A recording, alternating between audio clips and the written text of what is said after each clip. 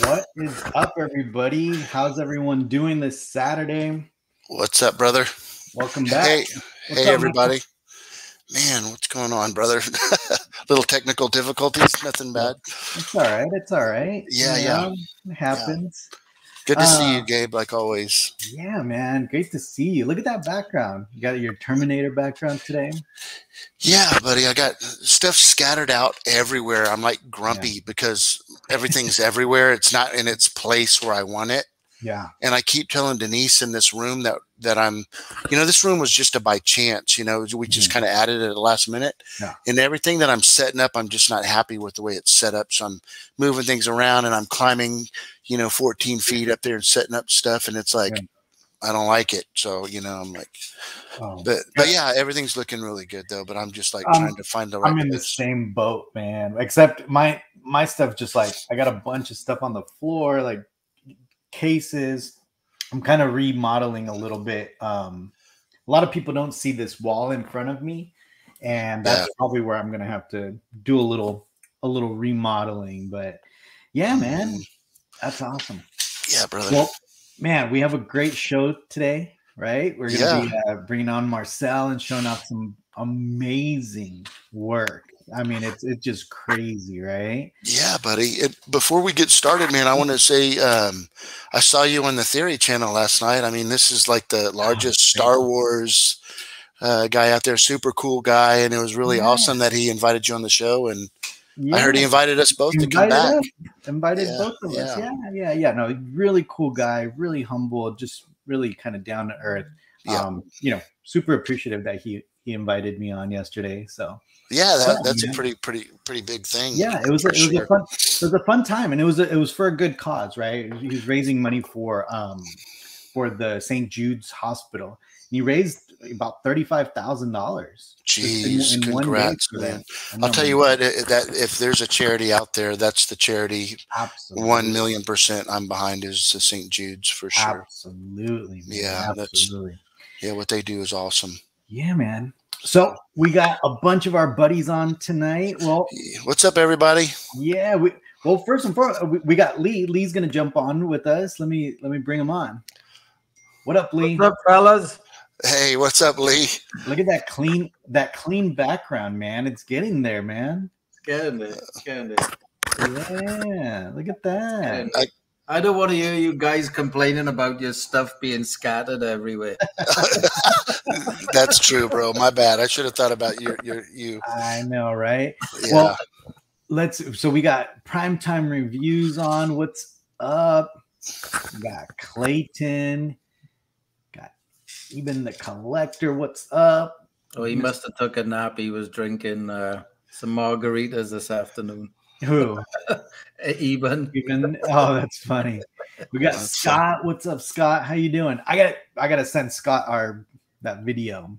We got Paul up in here. Coy, what's up? What's up, guys? I got Martin.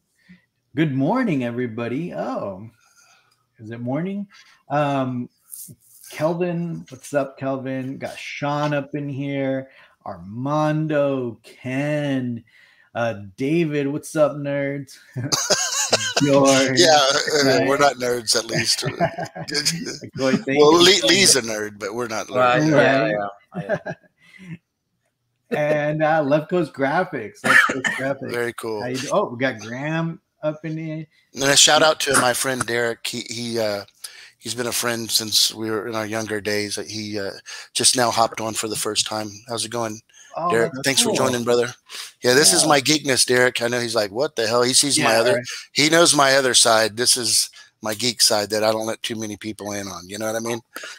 Funny enough, I'm actually kind of the same way, right? Like at work, I shared with a couple of coworkers. I'm like, like I'm on, social media and like, YouTube and this and that. They're like, oh my God. They start sharing it. I'm like, no. Like, let's just, that's my thing. Like, this is my thing. Like, no one. So he knows the tight wrestling costume, Michael. Is that the side of you he knows? Yeah. Whatever, dude. We got kids watching there, Lee. You better watch it, dude. He'll be the first. He'll be the first to tell you I don't take shit, Lee. So you should better watch your mouth, bro. Oh man. Oh, Sean says he's proud of it. He's a nerd 24/7. Yeah. Embrace your geek side. That's right. What's up, David? Joseph, I'm awake. I've been up since 3 o'clock this morning. So have you? Yeah. Oh man. But it's your Friday today, no? It is my Friday. All right, that's then. Awesome. So then it's it's party time on Collection Wars tonight. Yeah. Well, water. Guys, without kind of further ado, we have Marcel joining us, and let's bring him on. Yeah, I look forward to talking to Marcel. Hey guys, what's up, bro? How you doing? Doing just fine, thanks. Hey, did you just get a haircut, dude, or what? Once in a while, yeah. Hey, Marcel, I'm Michael. Pleasure to meet you, brother. Yeah, man, I've seen your show like a bunch of times, so I'm familiar with you. Awesome, man. Thank you so much, bro. I just got to throw out. I'm sorry to cut you off. I just want to say, man, your art is just. It's unbelievable. And I know Lee's been in the background just really promoting your product. And I know you're still trying to get off the ground, but holy crap, you're on a good start, buddy. Yeah. Well, I've met a lot of really great, supportive and helpful people along the way. So I'm just doing what I love. And I just so happen to run in a whole bunch of people that love the exact same thing. Yeah. And I just consider myself a very, very fortunate person. So thanks. Yeah, it's been really, really cool. Awesome, bro. So I was actually out with some family today and out and about, and I was telling them, hey, I have to go back, because I have this show that we're gonna have. They're asking me like, who's the guest tonight? I was like, oh, this amazing artist Marcel. They're like, let me see some artwork. And I show them the artwork, and they were like, wait, what? I showed them the Darth Maul, and they're like, no, that's a photograph. And I was like, everybody's favorite head. I was like, no, it's not a photograph. And then I even showed them the close-up when they're just like, no way. There's just no way. I was like, I'm telling you, this guy is, man, talented. I mean, honestly, Marcel, like you are honestly one of the most, it's amazing. Thanks a lot. It's mainly just a lot of patience, a lot of time. And, I guess you guys know this as well as anybody. It's a universe that I can just, like this piece behind me, the Maul piece, they take a few months they take several months. And I chose the subject because it's something that I could just do forever and ever and ever and hang out with forever and ever and ever and ever and just never get tired of it. So it's one of those things where it's a labor of love. Yeah. You're working. I'm not working with people, obviously. I'm fairly isolated and it's mostly meditative. But all the characters that we know and love, and so you just spend time working on them and trying to bring it as much to life as possible. Yeah, it's. I think you've done that, Marcel. Sorry, I said I think you've done that. It seems to have worked. Well. Yeah, go ahead, Michael. I was just going to say thank you, Gabe. I was just going to ask you, Marcel, because these guys are very familiar with your art, and I've seen some photos that I was like, holy crap, on. But we had a friend of ours, an artist, Jerry Vanderstelt. Are you familiar with Jerry? Yeah, I wanted to talk to him a little bit about him a little bit later. And we can get into that for sure. Yeah, for sure. I because he was on your show, I reached out to him. And if you recall, when he was on your show, you mentioned that he was pretty elusive and kind of didn't respond to emails and stuff like that. Yeah. So I was super stoked when he responded to me. Yeah, he is very difficult to, because he's busy, right? So, yeah, it was an honor to have him on. He's a super cool dude. Yeah. So, Marcel, just to kind of get everyone, kind of acquainted. Tell us a little bit about yourself. What do you do for a living? What do you do kind of, who's Marcel? I'm not in Metallica.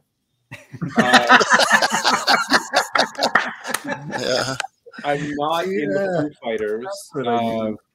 Who's the guy in the Foo Fighters? David Grohl? Yeah, David Grohl. I'm not his son. That's hilarious. Not related to any of those cats at all. So I'll just get that out of the way. No, there was a lot of funny comments on like Reddit and Facebook and all the social media stuff. It was really, really, really cool. So to let you know about me,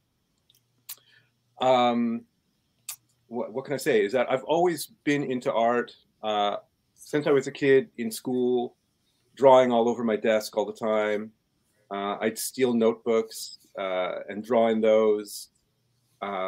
Always really, really engaged in any kind of artwork that I could do.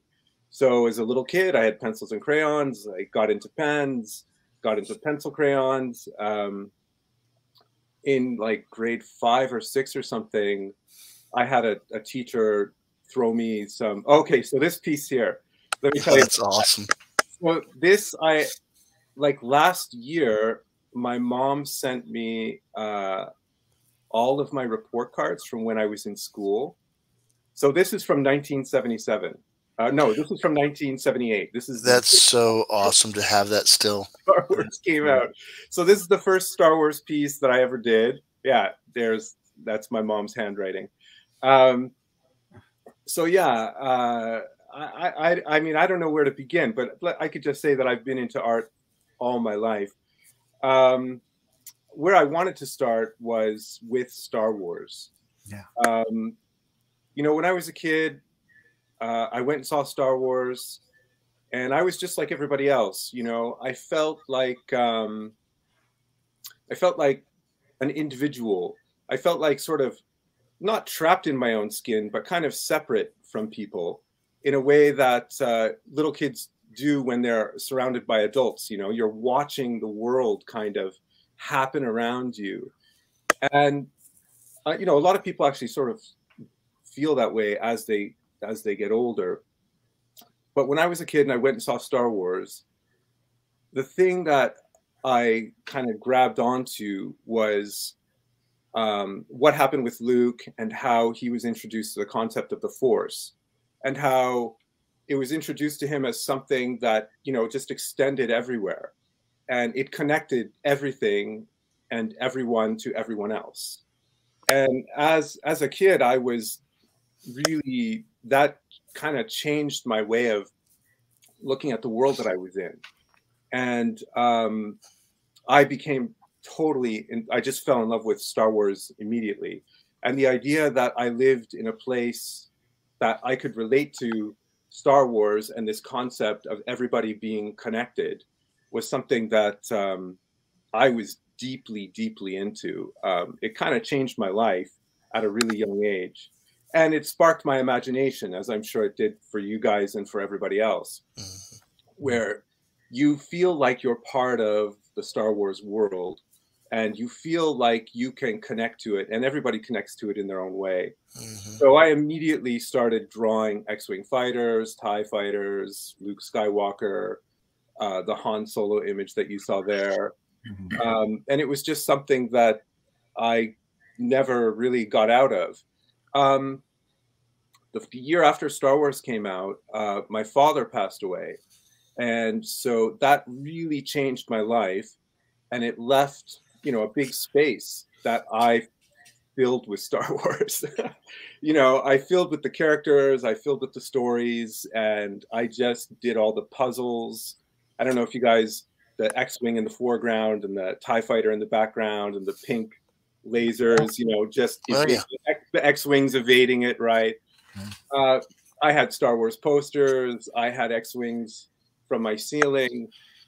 I thought I was like the smartest kid on the block because I used fishing line. Yeah, that's what I did. To hang my X-Wing fighters. I was like, yeah, man, you can't even see the fishing line. That's cool. That's so cool. So I had a cousin who, I'm from Toronto, and I had a cousin who lived up north. And so I'd go visit him and we'd build models. And he introduced to me the idea of using spray paint for like laser, what's the word? You know, it leaves the marks on the blast marks. Yeah, just blast marks, that kind of thing. So from a really young age, just in love with it. I mean, I bought all the the blueprint books. Mm-hmm. I mean, I could just stare at those for hours and hours and hours and hours. So, yeah, I got into it like deep as a kid. I don't know if that answers your question about you asked me about what I was. Yeah, just about you. What got you? Yeah, what got you into Star Wars? Yeah. Yeah. I mean, I grew up loving Star Wars. I saw all the films. I'm a bit these days. I'm not totally boned up on all the Star Wars content that's out there. Like, there's so much Star Wars stuff. Yeah. And so, you guys mentioned Star Wars Theory. I watch him. Yeah. I'll actually be meeting him next week. I contacted him. I wanted to give him a print because of what he's done for the Star Wars community. Mm-hmm. So I was just like, yo, man, I don't have much to offer, but you've just done so much for the community. No. So I love watching his show for the Star Wars lore. And, a lot of the stuff that he does. It's just fantastic. As for me personally, my main gig used to be ESL teacher, or teaching English as a second language or third language. They've kind of changed the title. Yeah. So back in 2008, I moved to Japan, and I lived there for 4 years. We were supposed to come back. We were supposed to come back in 2010, but if you guys remember, the economic situation there was a little bit nuts. Yeah. And the yen just went through the roof. So we stayed for another 2 years, and Fukushima happened. And my wife was pregnant. So we left and came back here. So yeah, by trade, I'm a teacher, and I've always been teaching for most of my life. But the drawing thing is, has been a huge hobby. And when I got back from Japan is when I started into the Star Wars stuff. Nice. Now, Marcel, what languages do you speak? Do you? Oh no, I'm terrible at languages. You're just English. I'm the worst. Absolute worst. My wife is amazing. We can spend like 10 minutes studying a language, and she'll just go. Like, she can just go off on it like it's some weird superpower that she has. Nice. I'm the opposite. I'm absolutely terrible with languages. Yeah. So Marcel, I mean, obviously, I know, we're gonna get into all the Star Wars stuff and all the Star Wars art, and I'm sure we all have tons of questions. But you obviously, can you explain? I mean, obviously, that you use different mediums, for your artwork, and I want to show some of your other kind of work. Oh yeah, sure. So like your pen stuff, your pencil stuff, crayons. I mean, So I'll give you a way to sort of cue that up. So I sent you the Han Solo one. It's kind of a joke, right? But I know it's it's like, I'm hardcore. I was there from the beginning, guys. Yeah. So I sent you some a pencil crayon piece. Yeah. I sent you a bunch of pen and ballpoint pen stuff. Yeah. And I sent you some pencil. Yeah, some pencil stuff. No. So for the people that are watching, basically when I was a kid in school, all I had was a pen. In grade 3, I don't know if anybody here went to Catholic school. I went to a Catholic school, and it was like a really big deal that you got a pen in grade 3. You didn't have to use a pencil anymore. So, that's cool. I just started. I worshipped having a pen. My family was. We didn't have a whole ton of cash, but there was pens everywhere.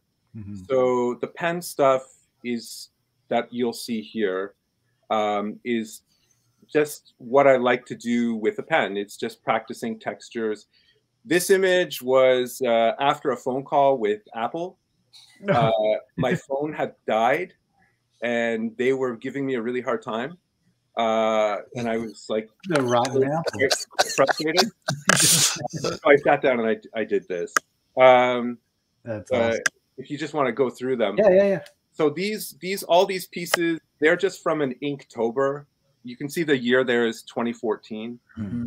So I just like using these are just if you guys don't know Inktober, it's every October there's a new a new drawing prompt every day. Jeez.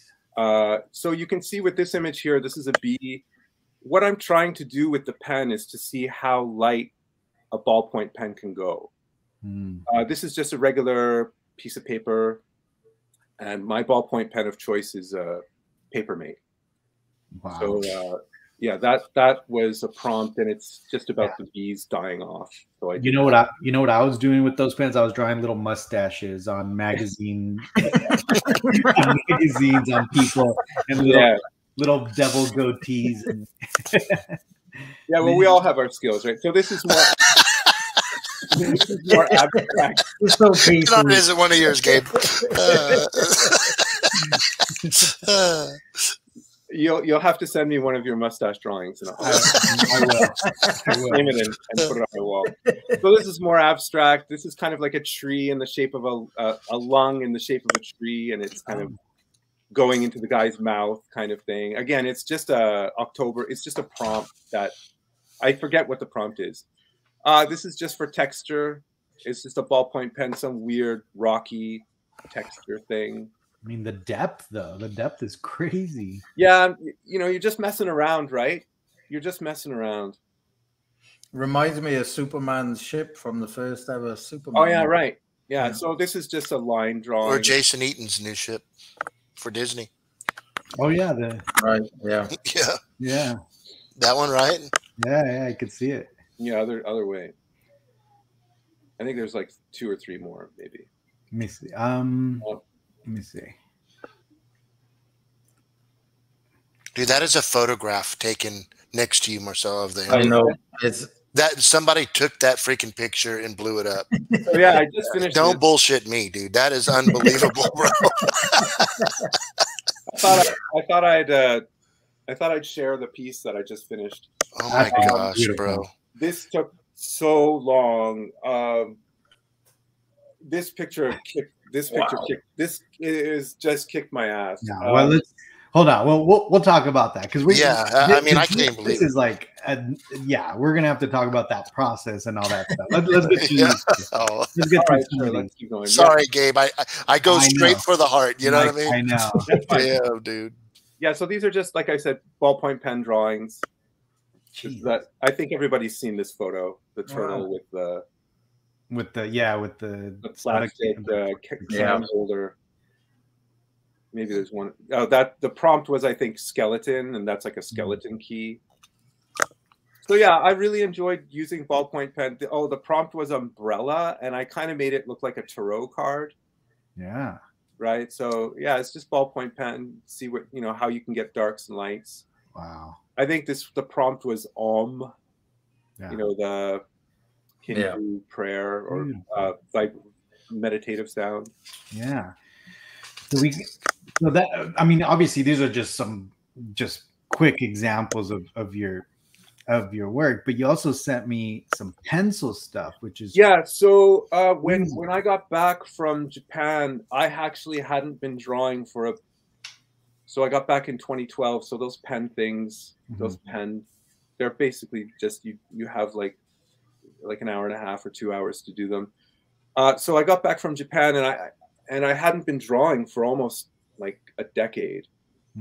Just stuff had happened and I wasn't drawing in Japan at all. I was more into fitness when I was there. And so when I got back, I wanted to see if I could do portrait work because I had never tried doing portraits before. So I'm kind of a lazy person, but I do like to try to do different things. So this is a picture of Khaleesi. Khaleesi is now 9 years old. You'll notice her tongue is sticking, or their tongue is sticking out. When we went to get their passport photo taken, they're not allowed to have the tongue sticking out. So we kept having to poke it back in, and it would just come right out. And it's just so weird, right? It's like, come on. Anyway, eventually they got a picture with the tongue in the mouth. Beautiful. So that's your daughter? Yeah. Okay. Yeah. Khaleesi identifies as a boy, so we refer to him as him. yeah, so I refer to him as my son. I gotcha. This is my cousin. We were, I think, at a wedding, and I said to him, "Hey, man, I need a picture to draw." So I said, "Give me a face." So that's the face he gave me. Yeah. So this is me just kind of learning how to do portraits. Beautiful. That's my other cousin. Wow. That's my cousin Paul. Same thing. We were at the same event, and I was in Toronto for a few days. And I said, "Yeah, just give me a face." So that's the face he gave me. Man. So you take a picture of him, and then you just looked at that picture and drew this? Yeah, this is before. Excuse me. For these images here, for these really large images, I use a grid. So this stuff is before I turned on my brain and figured that I could use a grid. For the people that are, a lot of artists get, I don't know if your audience cares about this, but for artists, some young people, especially young people, so people that are our age, they have kids, right? So I kind of wanted to speak to your audience. If they have kids that draw, sometimes kids get flack for using a grid or for using a ruler or for using a tool. And it's just kind of stupid. I mean, the pencil itself is a tool. So you can't give an artist like a hard time if they're using a tool to have fun with their art, right? I just wanted to get that out there. So if you're a parent, mom or dad, and you have a kid and they're into art, just remind them that they can use whatever they want. They can do whatever they want, as long as they're having fun and being creative. No. Great advice. Great advice. That's the main thing, right? So, yep. Marcel, let me just cut you off real quick. So a grid, when you say a grid, just so I can understand and so the viewers that may not understand. We're going to see some pictures, Michael, soon. Okay. Yeah. We'll get to I don't know what a grid is. That's yeah, so that's cool. I'm glad that you don't know. So tonight, I get to be a teacher for one. Sounds good. Sorry, Gabe. I'll just sit in the corner. No, you're like, grid. No, I mean, it's literally. Jump in anytime. Jump in anytime. Sounds good, Marcel. This is before I learned. I started using a grid, so it was kind of slow and meticulous, but it seemed to work out okay. This is my wife's father. Beautiful. So my father-in-law. Yeah. So it's I'm trying to do younger people, older people, just to see if I can do it. This is my best man at my wedding. His name is Jim. Nice guy most of the time. Actually, no, he's not really nice. Anyway, hi, Jim, if you're listening. Yeah, it's him. I framed this up for him as a present. Beautiful. And that looks like a photograph. That is a photograph. It's got to be. She's a wonderful person. And again, what I tried to do was just take pictures that were just kind of random, and see if I could do them. So it was working out, right? It was working out. Yeah. Man. Yeah, I'd say so. Right. Okay. I don't mean, Gabe, I'm jumping in. Yeah. No, I'll show you. Okay. But I just got to ask though, like what we just saw right now, that wasn't a photograph. No, I'm not kidding. I'm being kidding, Marcel. I swear I'm not. I need to. That's a drawing. That's not. Yeah, bro. Those are drawings. Mother freaker, bro. I just can't even believe that shit, dude. That is a photograph, dude. I can't even believe that is a drawing. Oh, dude, I appreciate the compliment, but there are thousands of artists. Oh, I get it, dude. But I'm just in like, it's just crazy your talent, dude. That's crazy. Thanks. It's crazy. I appreciate it. So, and like I said to Gabe, we've all got what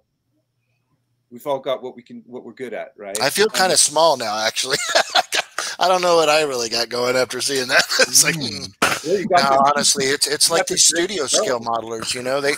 Not everybody can build models, and scratch build these things, and it's an art, man. I wish I had that talent. Yeah. That's awesome. Now, Marcel, you also sent me one with crayons, which is kind of one of those mediums that you don't really, I'm sure a lot of artists use them, but Man. No. This is pencil crayon. It's not crayon. Oh, pencil crayon. Okay, yeah. I was like, whoa, how'd you get that detail?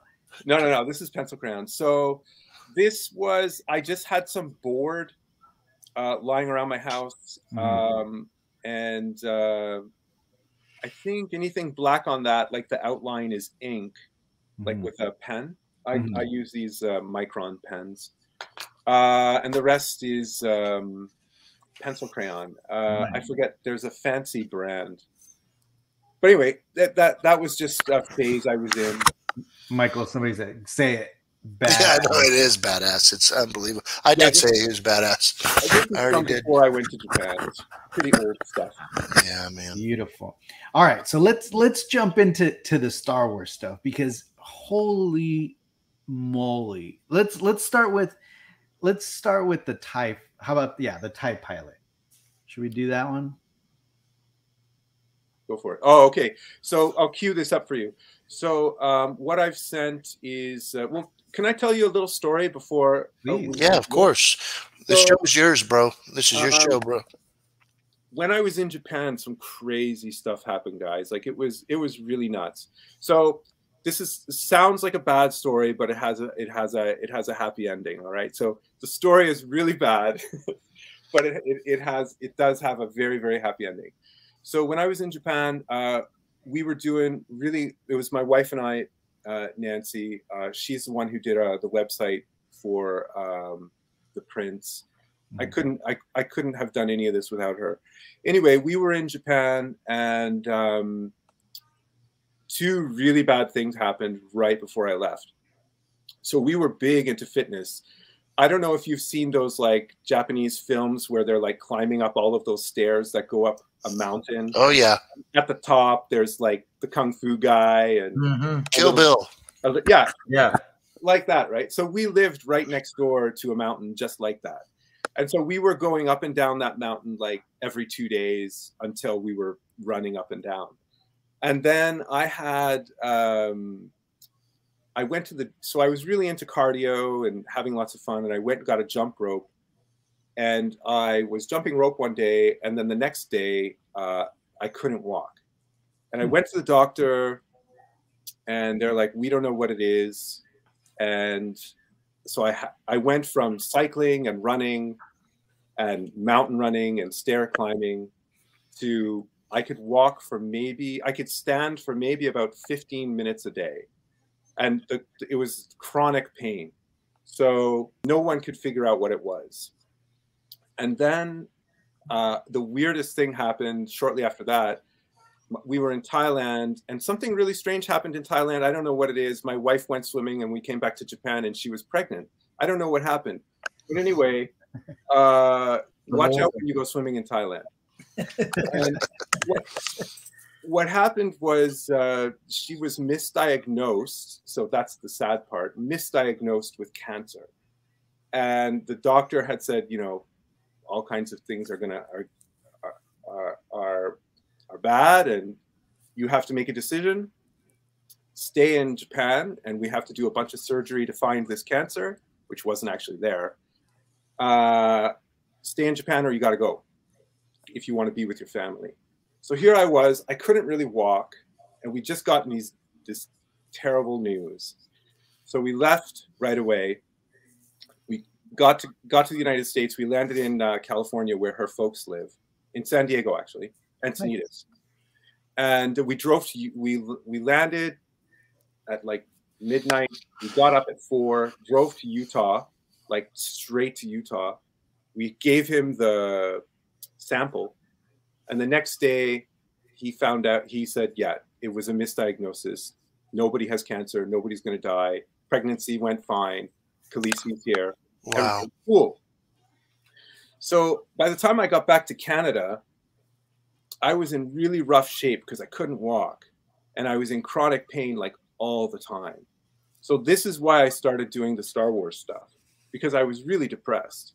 And I was like, I need to focus on something. I need to throw myself into something. And so what I had done was I noticed there was this woman, she's an artist. I think she's still in her 20s. She might be in her 30s now. I think she's from Australia. Yeah, she's from Australia. Her name is CJ Hendry.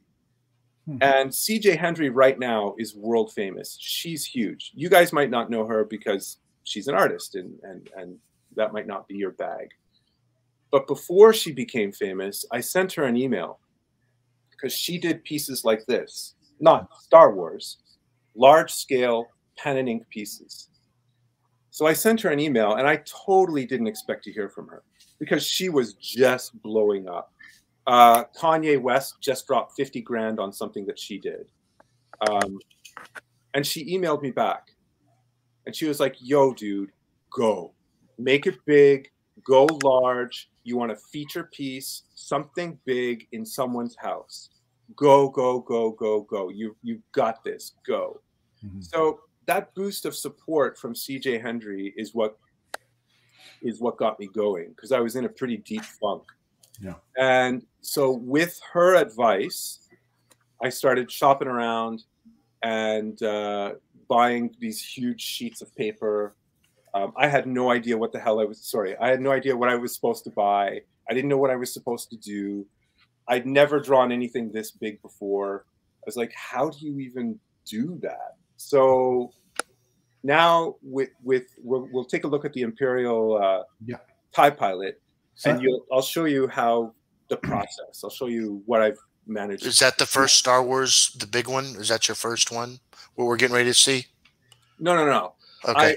I shared the first one was Captain Phasma. Okay. And I did Captain Phasma, the bloodstained Finn helmet. Captain Phasma, bloodstained Finn helmet, and classic Stormtrooper. And those are the first three that I did, and the paper I chose was really bad. Basically, if you have a big sheet of paper like this, and you try to move it from one surface to another, and the paper is too floppy, you're going to get a giant crease right down the middle of your page as soon as you pick it up. And I didn't know any of this stuff, right? I didn't know how hard you could erase on these sheets. I didn't know anything. So the reason why, those were never going to see the light of day because they're trash. They're your practice. They're your practice. Yeah. So I was developing technique. So onto the TIE Pilot. Yeah. So I want to show. I think it's fair to show. I want to show it kind of complete and then kind of deconstruct it a little bit. Boss. So that's the finished TIE Pilot. Looks wet. Yeah. I mean just the shiny. I mean that's crazy. But okay, so that's kind of the final. Here's okay.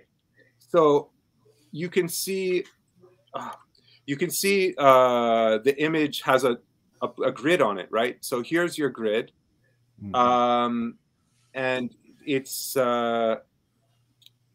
so I grab a ruler and I just grid it out. So what I do is I grab a photo, and we'll talk about grabbing photos later. Yeah, for one of the artists out there. So we'll return to this later, but at this point, I'm just grabbing photos from the internet and putting them on my computer.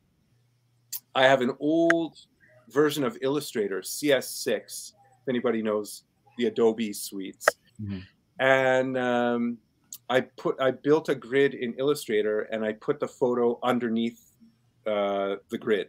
Does that make sense? Yeah. Yes. So this process here, this penciling takes a few days. So I lay the pencils down. Go ahead. No, I'm just seeing how, I draw buildings on that kind of paper. They're square, It's crazy. I used to do that too with graph paper. Yeah. I used to be, I don't know, do you guys ever play Dungeons and Dragons and you would have like your graph paper and you would have your little maps? I don't know. I used to beat those people up. I didn't really. Yeah, I used to make fun of them. And look at us now, right? Who's the nerds now? I know, right? That's funny. I'm just kidding. Fun. Anyway, so you want to go to the next one there, Gabe? Yes. There you go. Marcel, you're a cool dude, man. Thanks, man. Yeah. I try to be as cool as the people I'm around. That's right. There you go. So this is just a close up so you can see the grid a little bit better. Yeah. So just a bunch. Okay. So so it's mainly, these are all the blacks. So there's no shading. You can see the Empire logos up top. I've painted some masking on them. Mm-hmm. So it's a liquid mask. And so once all the shading is done, I peel the mask off and it's white underneath. Oh, wow. Okay. So you do liquid masking on these. Yeah. You see all around the bottom there, that gray Yeah. stuff? Yeah. So when you are drawing on something this big, again, I wasn't smart enough to just cover up the white with like, I didn't know what the hell I was doing.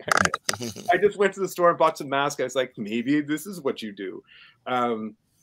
So I masked all the way around so that what I do with the, when I put the ink down, here, I have this little brush, and you have to brush it to kind of take the sheen off the ink. It gives it a kind of a matte appearance. So when I'm brushing off the edge, I don't want any of the ink to bleed into the white on the paper, right? I want a black edge. So that's why the mask is there. That's the same thing, yeah. That's okay, so no, here I've added some of the shading. No.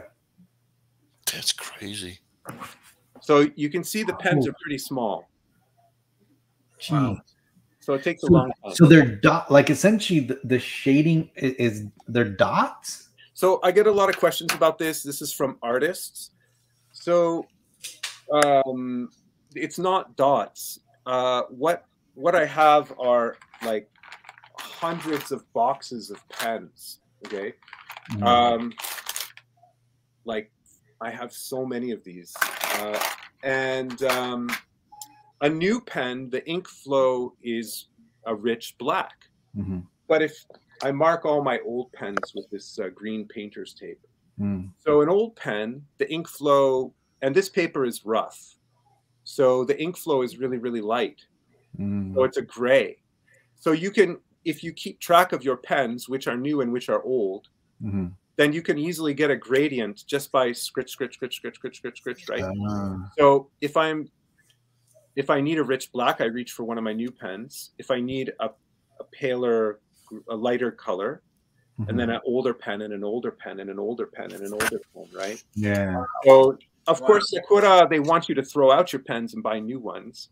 Yeah. But because honestly, guys, because I'm broke, I kept all my pens, and it turned out actually to be a stroke of luck that I was like, oh my God. Yeah. Like, CJ Hendry, she's an amazing, incredible artist. And she doesn't, I don't think she goes for this kind of detail. I can't be 100% sure because I haven't seen her stuff live. But I don't know anybody that's doing it like with this level of meticulousness. And so that's how I get that. So it's not stepple. A lot of people think I'm doing dots.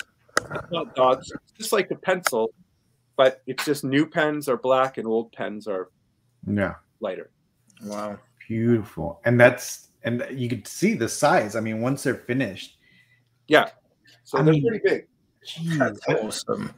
it looks like a photo. Yeah. I mean, the shininess of it is just insane to think that that's just with pens. Right, Michael? Like, it's crazy. Bro, I just, it's crazy.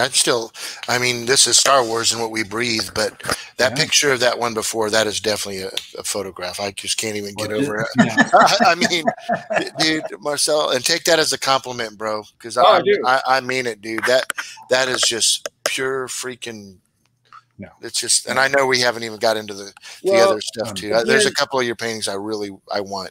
So. If anybody out there has kids, and this is really all I care about, because I used to be a kid, and, you know, like I said, circumstances were kind of tough, and I just had to make do with what I had.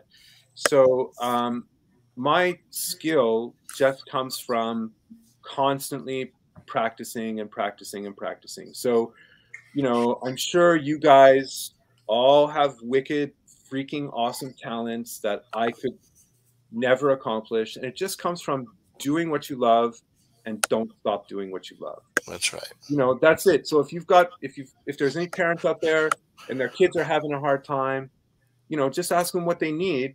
And, you know, usually it's just the time and the space to do what they want, and encouragement and support. Man, that's great. Thank you for saying that. That's really cool. Yeah. Especially nowadays with our kids nowadays. Yeah. I have you know, Khaleesi, they're really into their own thing. They like to do editing and all kinds of stuff. They're mixed up with, and so I'm like, look, man, we got you this. We got the family got together and got Khaleesi an iPad. Yeah. And we're like, look, this is great. You can mess around, you can play with your friends, but we got this for you so you can do your editing and make your characters and do all this stuff. So let's make that happen, right? So it's important to encourage kids to do the things that they love. Yeah. So I think we should jump into the Darth Maul next. Go for it.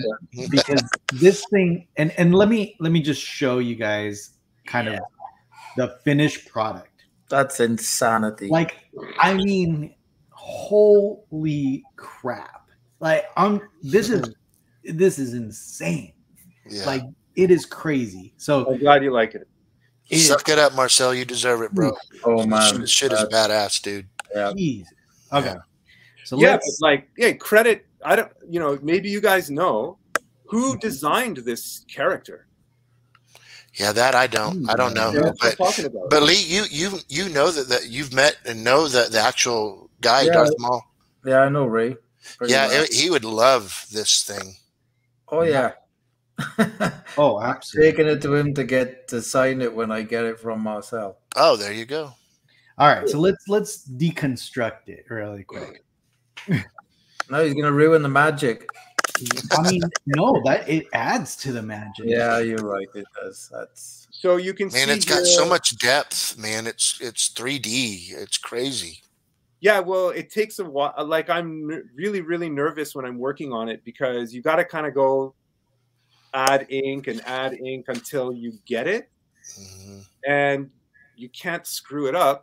Yeah, the farther you get in, damn. Yeah, right. I don't know what to compare it to, but I'm very nervous when I'm working.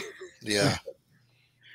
So yeah, you can see here. I cover the paper again. Another artist might get angry at me, but I just take a plastic bag that the paper comes in, and I cover the part that I'm not working on.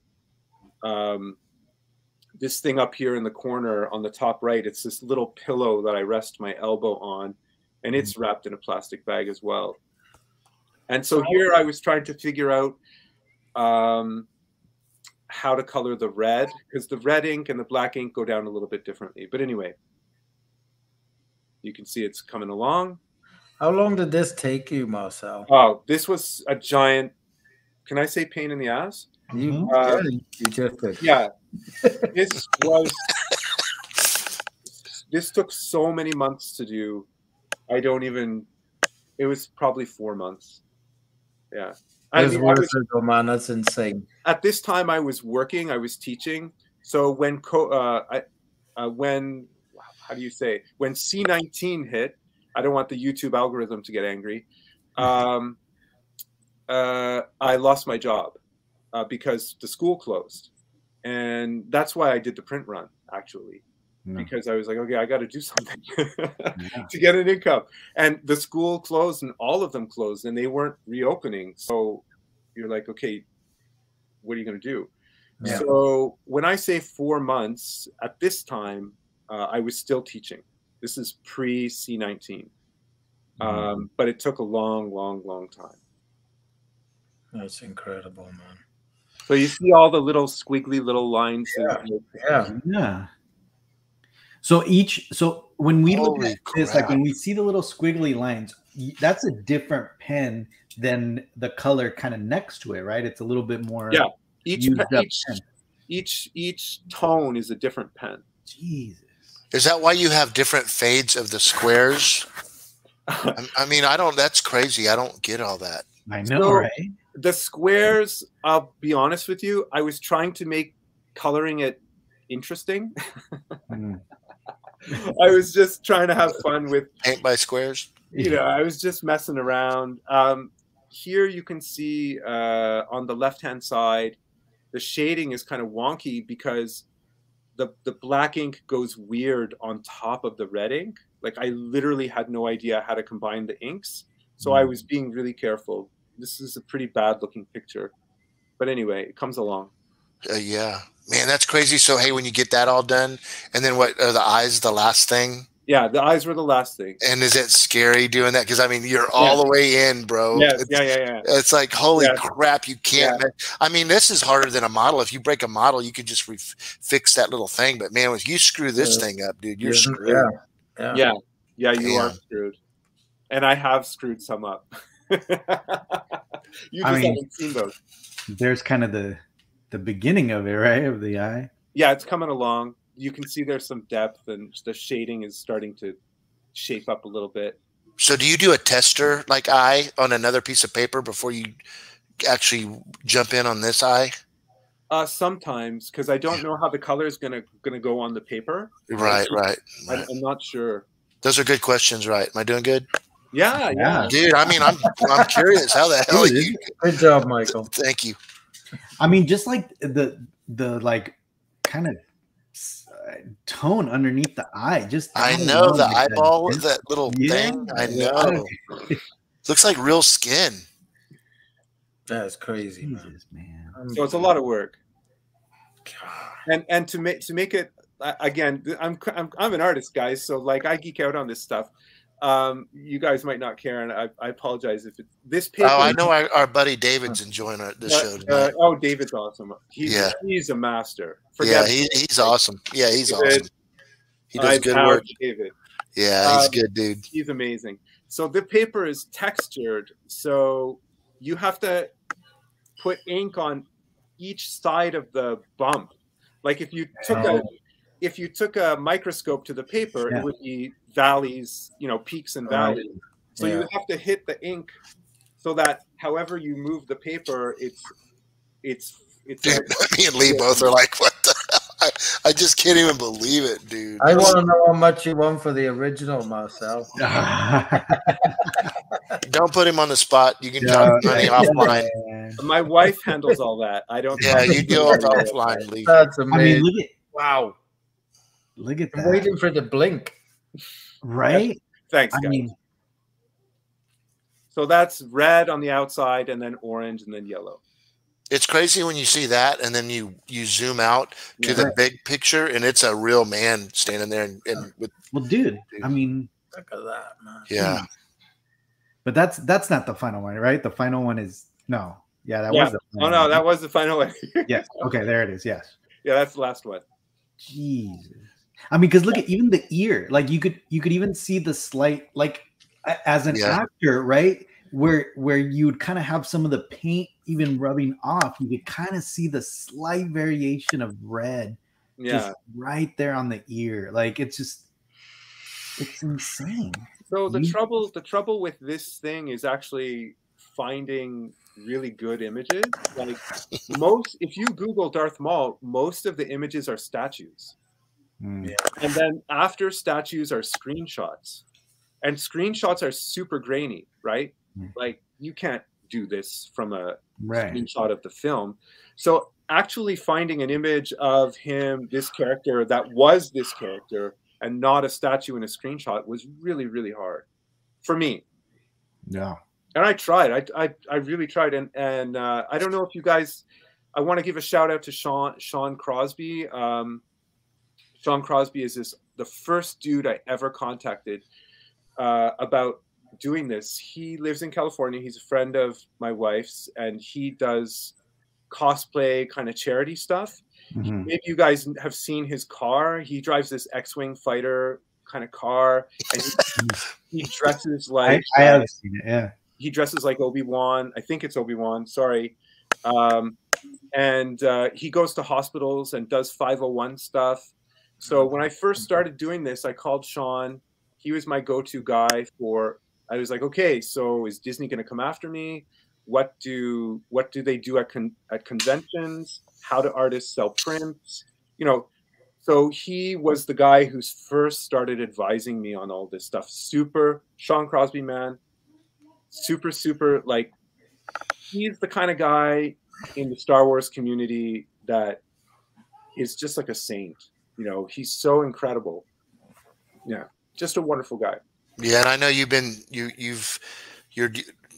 had a lot of dealings and different people in the community, and all in all, though, you're gonna see that there's a lot of good out there. You know. Yeah. Oh, like 99.9999999. That's right, man. It's just like any other scene. You know, you go into the Star Wars scene, art scene, music scene. You find like most people are just grooving, you know. Yeah, for sure. They're having a good time. That's right, man.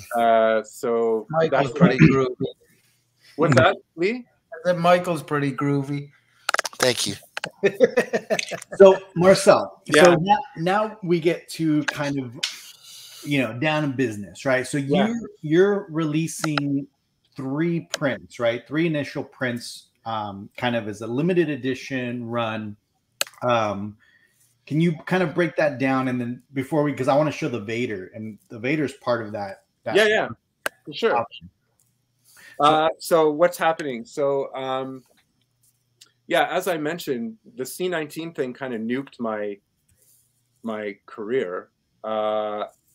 And so I had a chat with my wife, and I was like, yo, let's spend some time doing this and see what we can do, right? So I was trying to turn an emergency into an opportunity, right? That's right. Yeah. So if you just take a minute and chill and just get with what's happening, sometimes you see that there's an opportunity there to test something out, to experiment, to just not react, but respond, you know? So she was like, yeah, bro, just start working. Let's make that a full-time thing. So I was getting up at 9 and stopping at 5 and drawing. So recently, Nancy, I said, look, I can't do the website. There's no way. I'm just like, you know, Michael, you're saying, oh, your art is so great. Yeah, but ask me to put together a Squarespace website.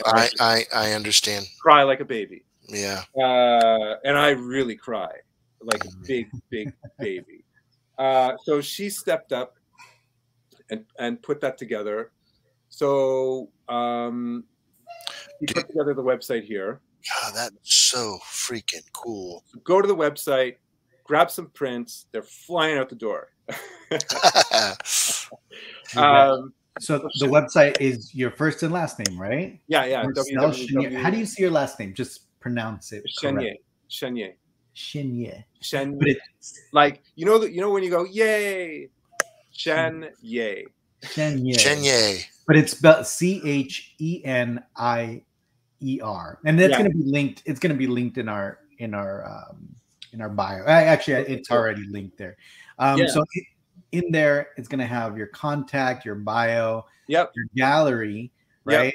With a lot of these prints you're already putting up, and these are kind of just obviously the beginning. But these are your official first 3 limited edition run, right? That's correct. And just to be clear, you're going to do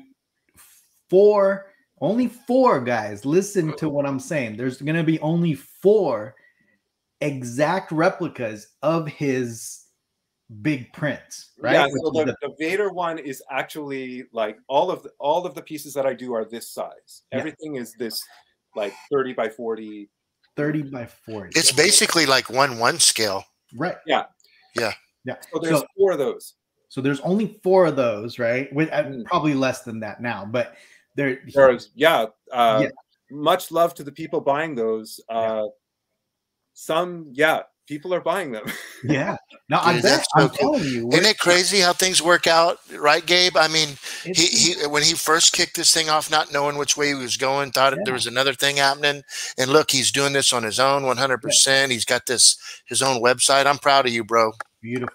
You got our support, dude. So you're doing 4 full size and 25 16 by 20s, Yeah, which is still exactly a pretty big. I mean, that's still a decent print. Like that's a big print, right? That's 16 by 20s are very, very nice. They're and really that's sweet.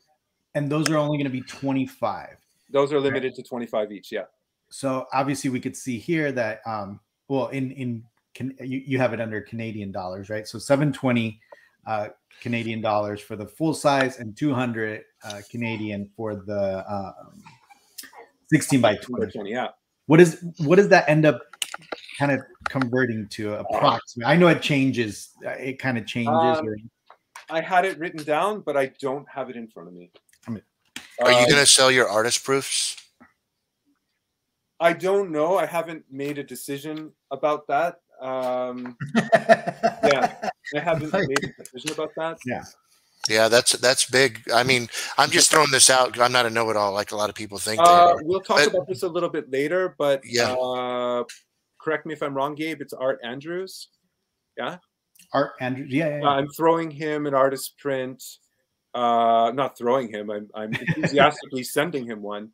I want to talk about art a little bit later on, right? Because of the photography. Yeah, and we'll get into the photography part. Yeah. Very cool. Very cool. Yeah, he's getting an artist print of the Mando, and we'll talk about that. It's really, really cool. I want to talk about that. So let's jump into. I just want to show. Obviously, those are the three initial. Well, let me go back to it. So the three initial ones can be the Vader, the Tusken, and the Mando, right? Yeah. So Lee's. Oh, there you go, Lee. I just got the Vader one from you. Oh my God! There you go. Are you serious? Yeah. So there you go. So there's even less. You guys need to jump. Unbelievable. Lee, thank you. So speaking of, that's thank awesome, you, dude. Thank you. That's awesome, Lee. That's so the first one that I ever showed publicly was Tusken Raider. Mm-hmm. I put that up on Reddit and on the Star Wars page on Reddit, and I was shocked at the response. People were really, really liking it. I put it up on a few Facebook pages.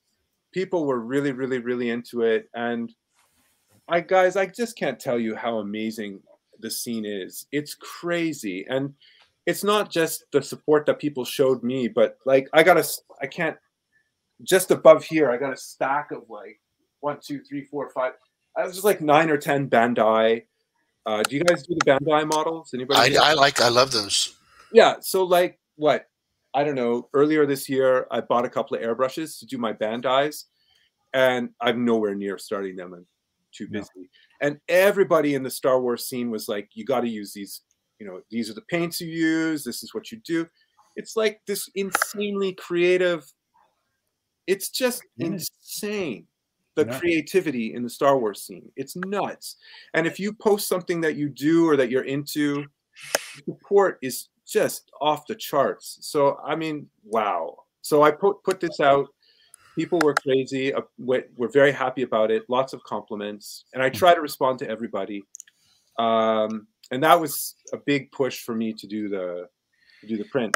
Vader had to be first. Yeah. Everybody loves Vader. The Tusken Raider's in there because people really, really liked it. And I wish I could show you, it's in storage right now, the original. That was the most difficult image I ever did. The detail on it is the same as the Maul. Yeah. It's just, I'm sorry, I wish I'd sent you a close-up, Gabe. Okay. But it's crazy. That was a cruel, crual master. That image. Man. And the Mando, of course, casted across the mouth there. That's insane, man. Yeah, I mean the shadows, like it's just beautiful.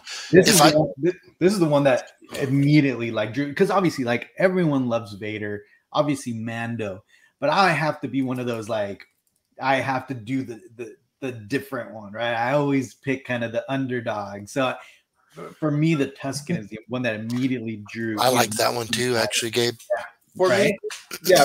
When I did that one, that was like, I don't know what you guys, you know, I watch your show. I'm not so familiar with what your hobbies are, but when I finished this, I was like, this, you know, was the hardest thing, like image, and I've been drawing since I was like 3. I've ever done, and I'm so freaking happy about it. And I mean, again, I don't know who designed this, but whoever did the costume design for this is a genius. Forget about it. Now, Marcel, I do want to bring something up regarding your prints, and then we'll get into the Vader because I want to see it kind of deconstructed to show people like the crazy work that goes into. I mean, obviously we already saw, but so they can see the prints. Now, obviously, these are all signed, right? Oh yeah, for sure. They're all numbered. Yeah, they're signed. They're numbered. And thanks, man. My brain is mush right now. You're good, bro. And each one comes with a certificate of authenticity.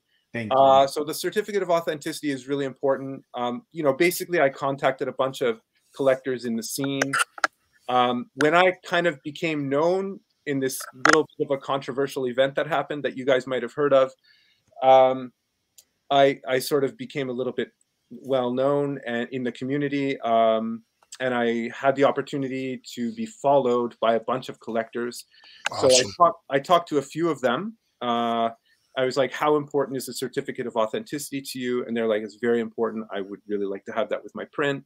So I talked to collectors about, you know, what kind of prints they want, what size of prints they want. And they're like signed, numbered, certificate of authenticity. So that's what's in the package. And Marcel, I'm sorry, Gabe, so when these things come, because obviously it's, you know, putting all the nice frames and everything that really finalizes this beautiful work. Yeah. How does the prints come? I mean, do they need to, because I'm sorry, I might ask stupid questions, but so is there anything? I might not be able to answer them. Okay. So when the prints come, is there anything, do you laminate over or they just put your glass? How do you seal them, and what's involved in all that? How do they come? So the gentleman that I'm working with, he works at, his name is Alan. He's over at Alan Somerville at Fidelis Printing. He is, so I'm just the artist. Yeah. And I can't manage everything. Yeah. Although this is anecdotal, I also run a small record label. So when it comes to this side of things, there's only so much that I can do. So Alan is very likely to be the one that's going to be handling all the shipping, and he's a master printer. So he works for, I live in British Columbia, Canada, near Vancouver. He's located in Vancouver, and he works for a bunch of galleries. So he does all their printing and packing and shipping and all of that stuff. So everything's top notch, you know. I'm sure. I just didn't know that once you get it and you go and you find your frame and your outer, like let me give you an example. This right here, it's a small one, and it's one of Jerry's pieces, and I just got it. This one right here. Oh yeah. Yeah. So that one right there, you know, see how it's got the mat? Yes, around it. Yeah. Yeah, because that's something that I would absolutely. Well, I think with Michael, when you take it to a professional framer, they'll actually recommend, you know, leaving a small space, between the glass. Yeah, because you don't want it. Yeah, because I don't know about that stuff. But that's what I'm saying. That's preservation glass. I don't think anybody would have to worry about that on their own. Like, obviously, take it to a professional framer, and then they're gonna leave the gap and all that stuff. All right, sorry, because I'm definitely interested. No, Michael, man, I had to do the same thing. So when my father-in-law was visiting from the States, I wanted to give him that portrait that we saw earlier, and I had. What do I know about framing? I don't know jack about framing. So I brought it into a local pro, and you know, you can do one of two things. You can either tell them what you want, or you can say, "Hey, what do you suggest?" And framers love it when you ask them what they suggest, and they typically come up with something that is quite spectacular. Yeah. I think maybe where the confusion is. So obviously these are prints, just like the Jerry Vander's print. Yeah. Right? So you treat it exactly the same as any other print. It's not the originals. I could definitely see. Obviously, you don't want to smear it. You don't want, but these are professional prints from shop. But what I did want to bring up. And the reason why I bring up that certificate of authenticity and obviously your initials and you know the number, it's very important, and it's very important for everyone to, you know, especially you know, once these become, because they're limited edition, right? So what's going to start happening is they're going to sell out, right? And once they sell out, there's going to be collectors interchanging them and selling them back and forth, just like any other collectible. What I wanted to point out, just to make sure that everybody who gets these prints, is to really make sure you look out for that certificate of authenticity, make sure that signature is there, make sure the numbered is there. Obviously, you want to avoid, you know, fakes, right? And you want to avoid people, you know, taking your work and kind of doing, you know, prints of them, right? So it's very important that for authenticity purposes, that you make sure that it's numbered, it's initialed, and it has a certificate of authenticity. Because, you know, there's a lot of bad people out there that may, you know, get a hold of your work and make prints of it and try to sell them, right? Try to make. Yeah, there's a guy. I really wish I could remember his name. He's in the UK. He does these portraits. They're like, I don't know how he does them. They're so freaking incredible. He'll do, and they're all famous, old, new film, Frankenstein, all kinds of people. And what was happening, so art online, and again, if, you know, this is for the parents, and if they have young people and they're doing art and they're sharing their stuff, because sharing your stuff is what you do online. This guy, he's quite famous. His work is stellar. And he was just putting it up on Facebook. And what, you know, people were doing in whatever country was grabbing the image and putting it on shopping bags and T-shirts and whatever. And so anyone that's in the art world and that's online, if they don't know, they should know that it's super easy to grab your image. Maybe you guys heard about the guy. He did this image of the Millennium Falcon. It was in hyperspace. And somebody turned it into a phone case. And they just scooped his image. No credit, nothing. Right? Yeah, that's crazy. Yeah, that happens. Colin Cantwell, the original modeler that started with Lucasfilm, I was talking to his associate, the person that represents him. He's old now, and she was just telling me about 3 weeks ago, because I'm trying to get an original print that was Colin Cantwell's of the Sandcrawler that I had built. Oh, yeah. And she said the same thing. She says, unfortunately, because I wanted to buy it without saying, because all of her prints that are sold through these hobby stores or whatever, it has a to and a from, you know, so it'll have, like, not from, but it'll have Colin Cantwell's autograph auto, and it'll have a to, and then they write your name in it. And I was like, I don't want that. I want an original signature. And she explained what was happening, and they're scamming, and because that's how he was making his living, is off of those pictures sales, and people were robbing it, like you were saying, and Gabe was mentioning. Like the guy in the UK, his daughter has some kind of physical challenge that keeps her legs, I believe, if I remember correctly, growing properly, and she's kept in a wheelchair. So all of his stuff is, you know, to help her improve her health and get around. And the idea that somebody would grab his stuff and steal it, you know, just basically take it, use it for their own purposes.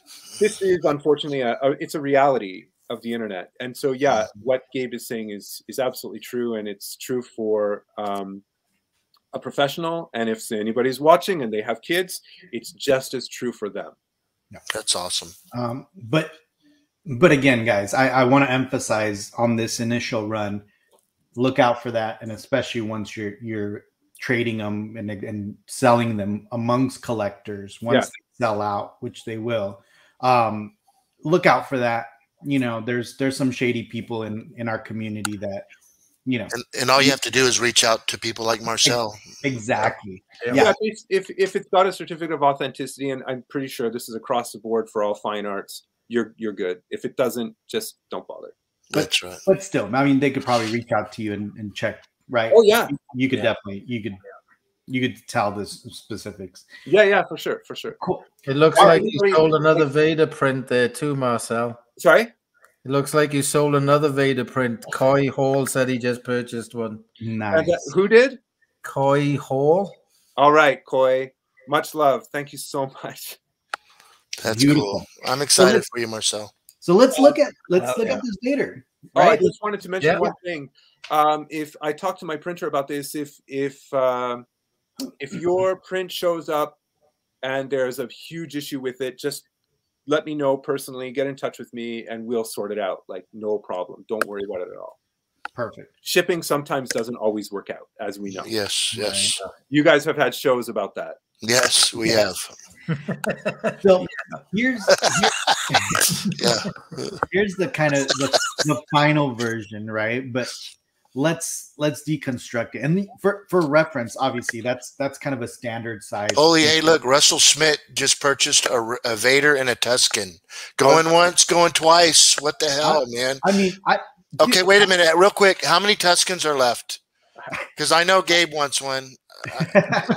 I have no idea. I know, right? Do you want me to how many are you selling? How many are total Tuscans are going out? Of the large ones? Yes. 4.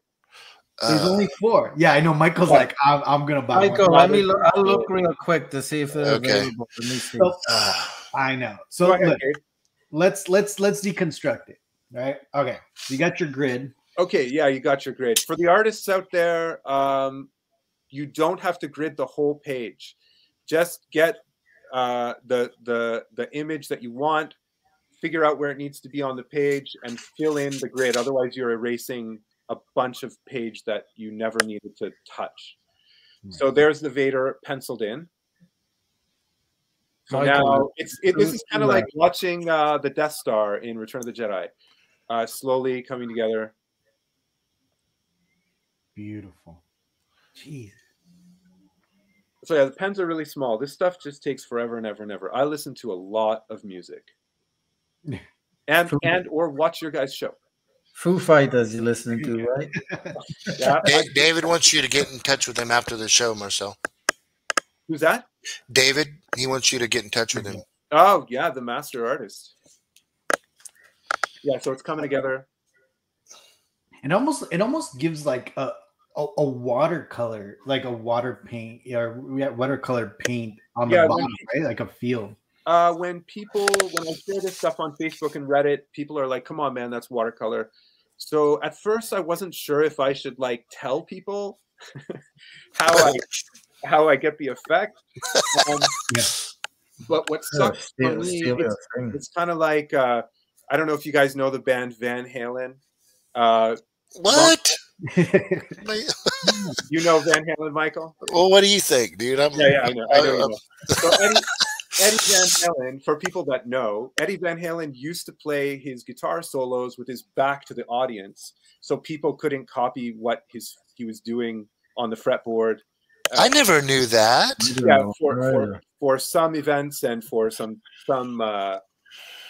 shows, well, for some songs that he was introducing the long runs, he would turn his back, and people would be like, because they want to see what he's doing. And so that would also bother me as an artist when artists wouldn't tell me how they achieved their stuff, like what they were trying to do. And I get that it's proprietary and you don't want people copying you.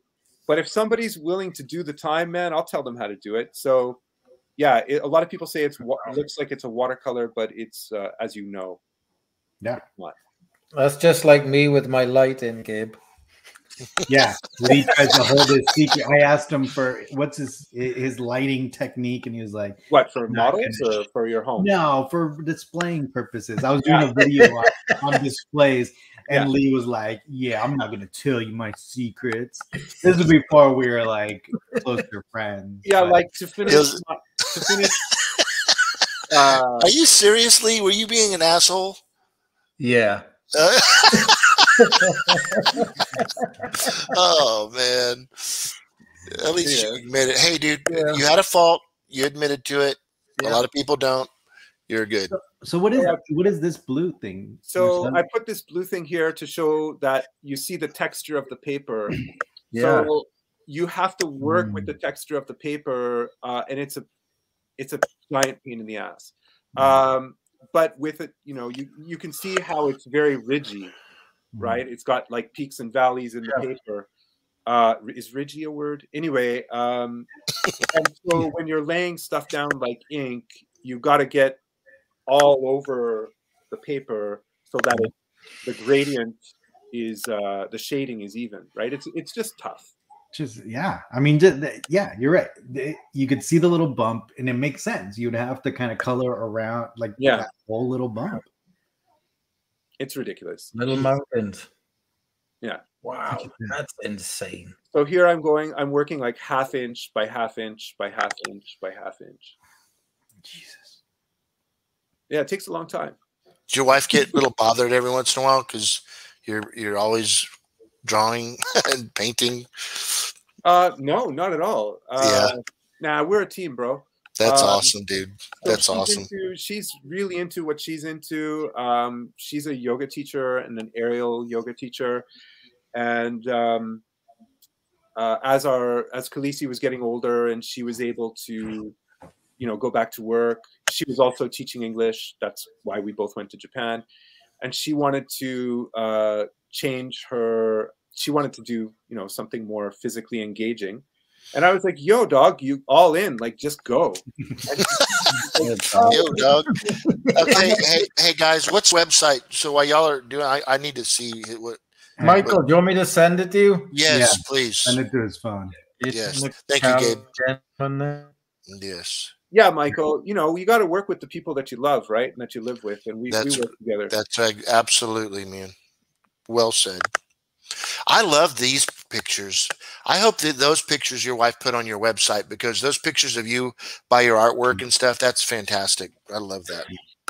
So I have some images that I didn't send to Gabe where I'm like trying to be serious and showing my artwork. And I thought I just looked like such an ass. So Nancy would sit me down and she'd just say something just ridiculous, and she'd just start taking photos, and I just thought they were natural, and I was having fun, and I like laughing. No, and look, you're in the time that I've known you in the conversations, you're honestly the most kind of genuine, positive, like honestly, like the positivity that radiates from you is like contagious, man. So I wouldn't have, I mean, honestly, like you in those pictures is kind of what I see you as, what I mean? People I hang out with are the ones that bring it out of me, right? Nice. So. Thanks, Gabe. Yeah. It only comes out because you are a perfectly wonderful human being. Oh man. So there's the Vader, right? Let's show some other ones from, obviously, people could go on your website too, but let's. Marcel, I have a question for you. Yeah, go ahead, bro. What do you think the intervals are going to be between the runs? Because clearly these are all going to sell out, if not by the end of the show, but by the end of the month, let's say. Yes. So what would you like to do time frame wise in putting these out? Because I know I won that Emperor. I think everybody on this right now wants that Emperor and the Maul. So what do we talk? When do you think your next run is going to be? Well, I'll DM people like you and ask, because I don't have a clue what the hell I'm doing. Well, you don't want to. I don't want to say blow your wad at once, but you know what I mean. You want to, stagger it out to generate excitement and everything else. You know what I mean? But I have. What's going on, Gabe? No, my 3-year-old. She's like peeking her head through the window. She wants to see, so I'll let her see. She could come in. Come on, you want to see? Look at these beautiful drawings. Come here. Look at these beautiful drawings. Do you know who that is? Hey, hi. Hey, sweetie. That's the Emperor. Oh, do you see? Who's it? Wait, I didn't catch her name. Reagan. Who's this? How are you, Reagan?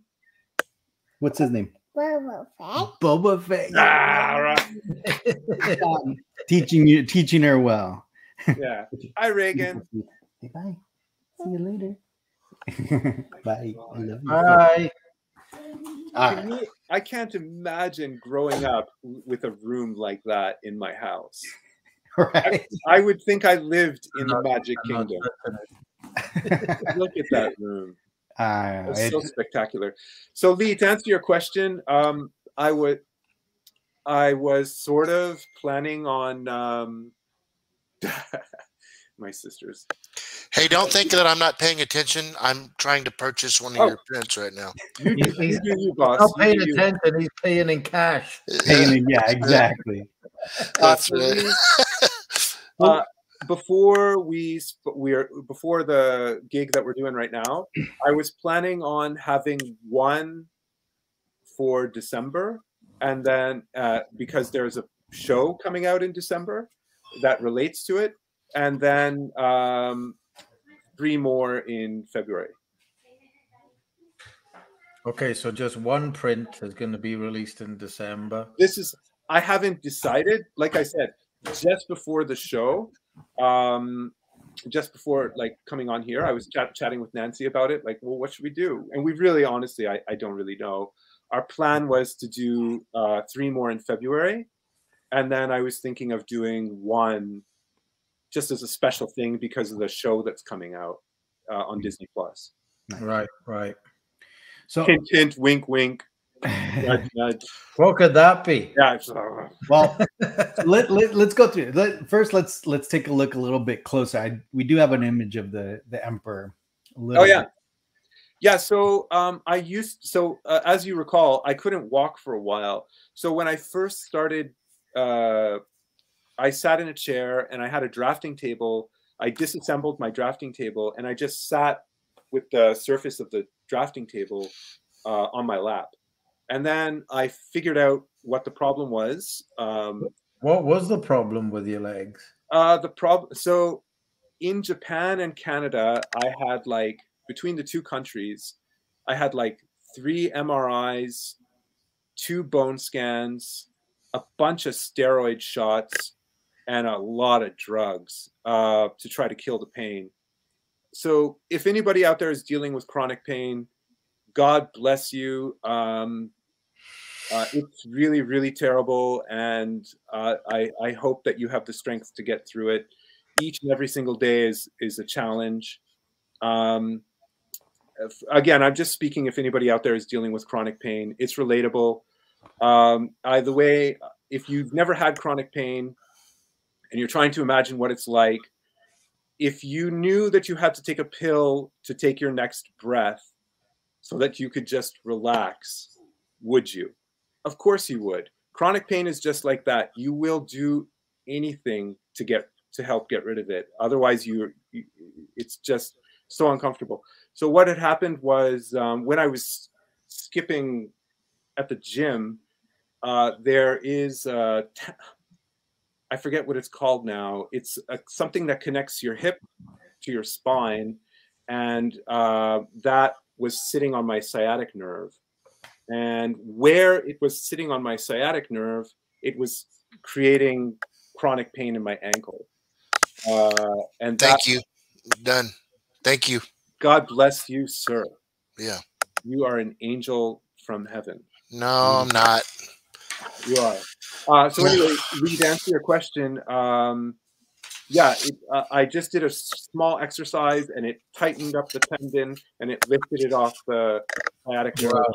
Pain was gone. I was like back to jogging in like 5 days. Yeah, I was going to ask a little bit later. I didn't know if you wanted to talk about it.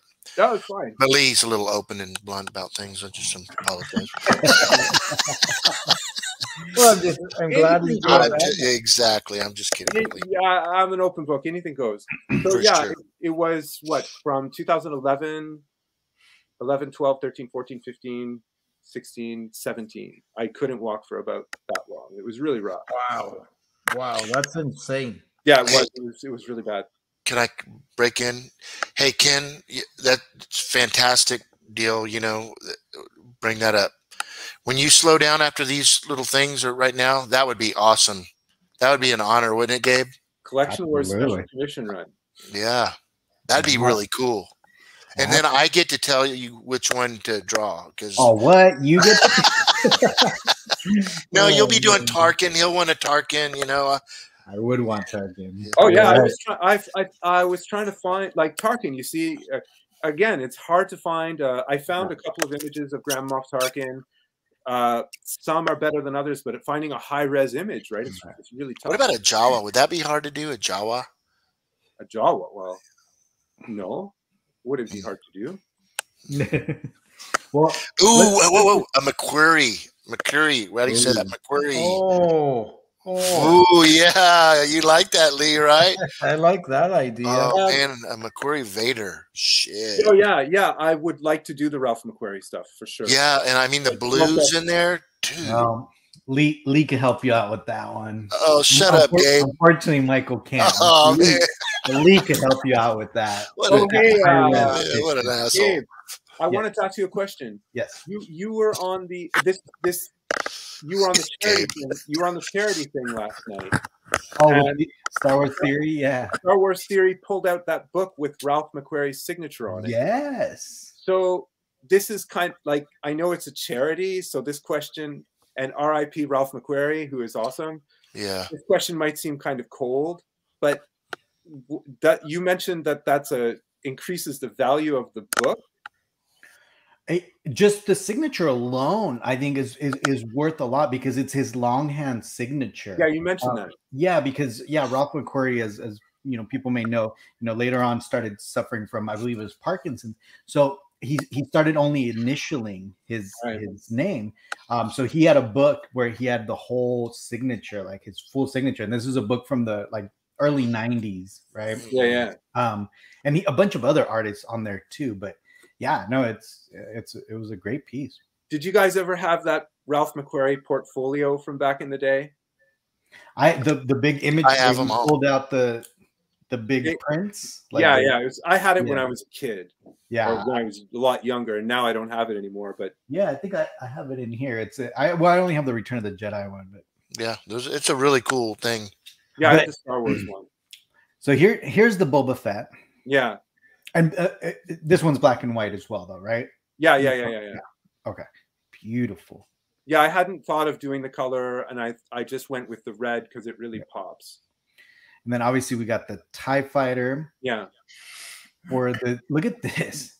Michael, look at this. That looks like a photograph. Look at how crazy that looks. Yeah, that's pretty. That was terrible. What? That was terrible. It looks like leather. Right now, I mean, look, I have that helmet, and it's like just the texture alone. Yeah. I mean, holy crap! That was tough. I was in the process of transferring money, so I didn't. You know what I mean? Just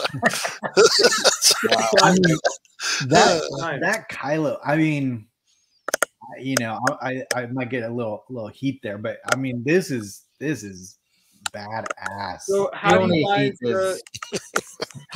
like his the oh my god, I'm spacing on what was the final movie called?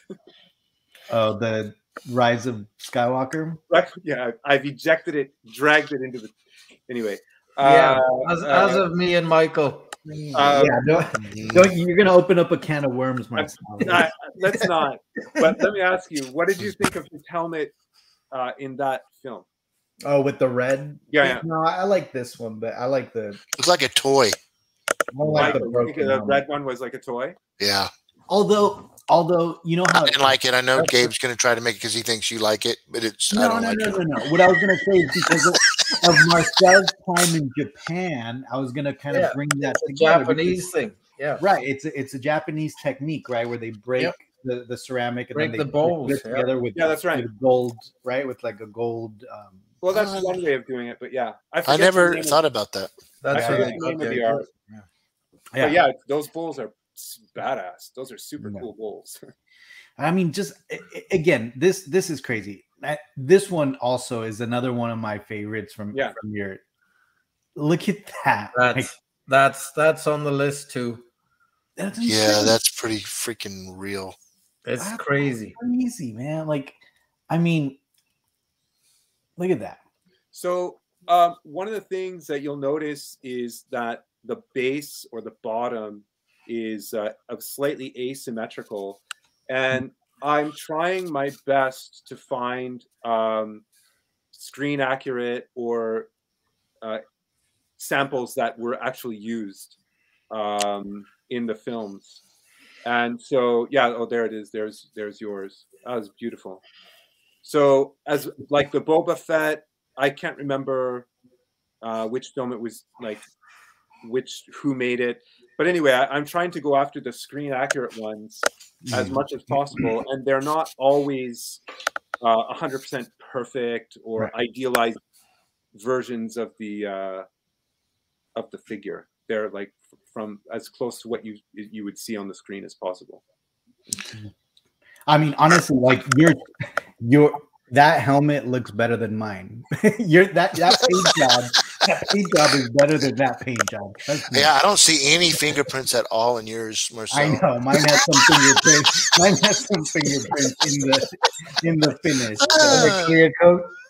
Yeah, that's insane. Yeah, that's hilarious, Gabe. Is the helmets being a fingerprint magnet kind of like a thing among collectors? No, I think this one was kind of a known issue where, like, if you're Joseph or Gabe, it's a major issue. There's you could see like thumbprints and fingerprints underneath the clear coat. Oh, really? You can't take it off. It's yeah. I haven't noticed that in mine, Gabe. Yeah, you gotta. I only saw it briefly. I looked at it back in the box, and then yeah, you kind of have to look. Mine, luckily, is mostly in the back, but this is just amazing, Marcel. Thanks, man. Beautiful. Yeah, the red really pops. I almost want to see, like, you could almost see like a camera in the lens, I mean, in the visor, right? Like somebody's taking a picture of it. I love those. That one artist, I bought his book and he signed it at Celebration, and Marcel might know what I'm talking about. But his signature is doing like drawings like of this, and then in their screen, and like you see like a character. Oh, yeah, I've seen that one. Yeah, it's really cool. I've seen the Bosch, right? Isn't there a Bosch one where like yes, see the Han Solo and yeah. Oh, yeah. Really? Yeah. And he sold his artist prints for like 30 grand, 40 grand, just like Jerry does. And you're going to be doing the same thing, bro. Yeah. Just don't forget about us when you're rich and famous, Marcel. That's never going to happen. Yeah, so these are a couple of the finished ones. That image of the Emperor is, before this, I added a lot more touch-ups. Count on me for every original, like Gabe calls it, OC. No, wait, what is it called? OT. OT. Yeah, that was cool. Count me in for every one of those when you're releasing them. All your original trilogy stuff, I love that. Oh, cool. Yeah, me too. I want to get to everybody, but we'll see if it's sustainable. Yeah, I understand.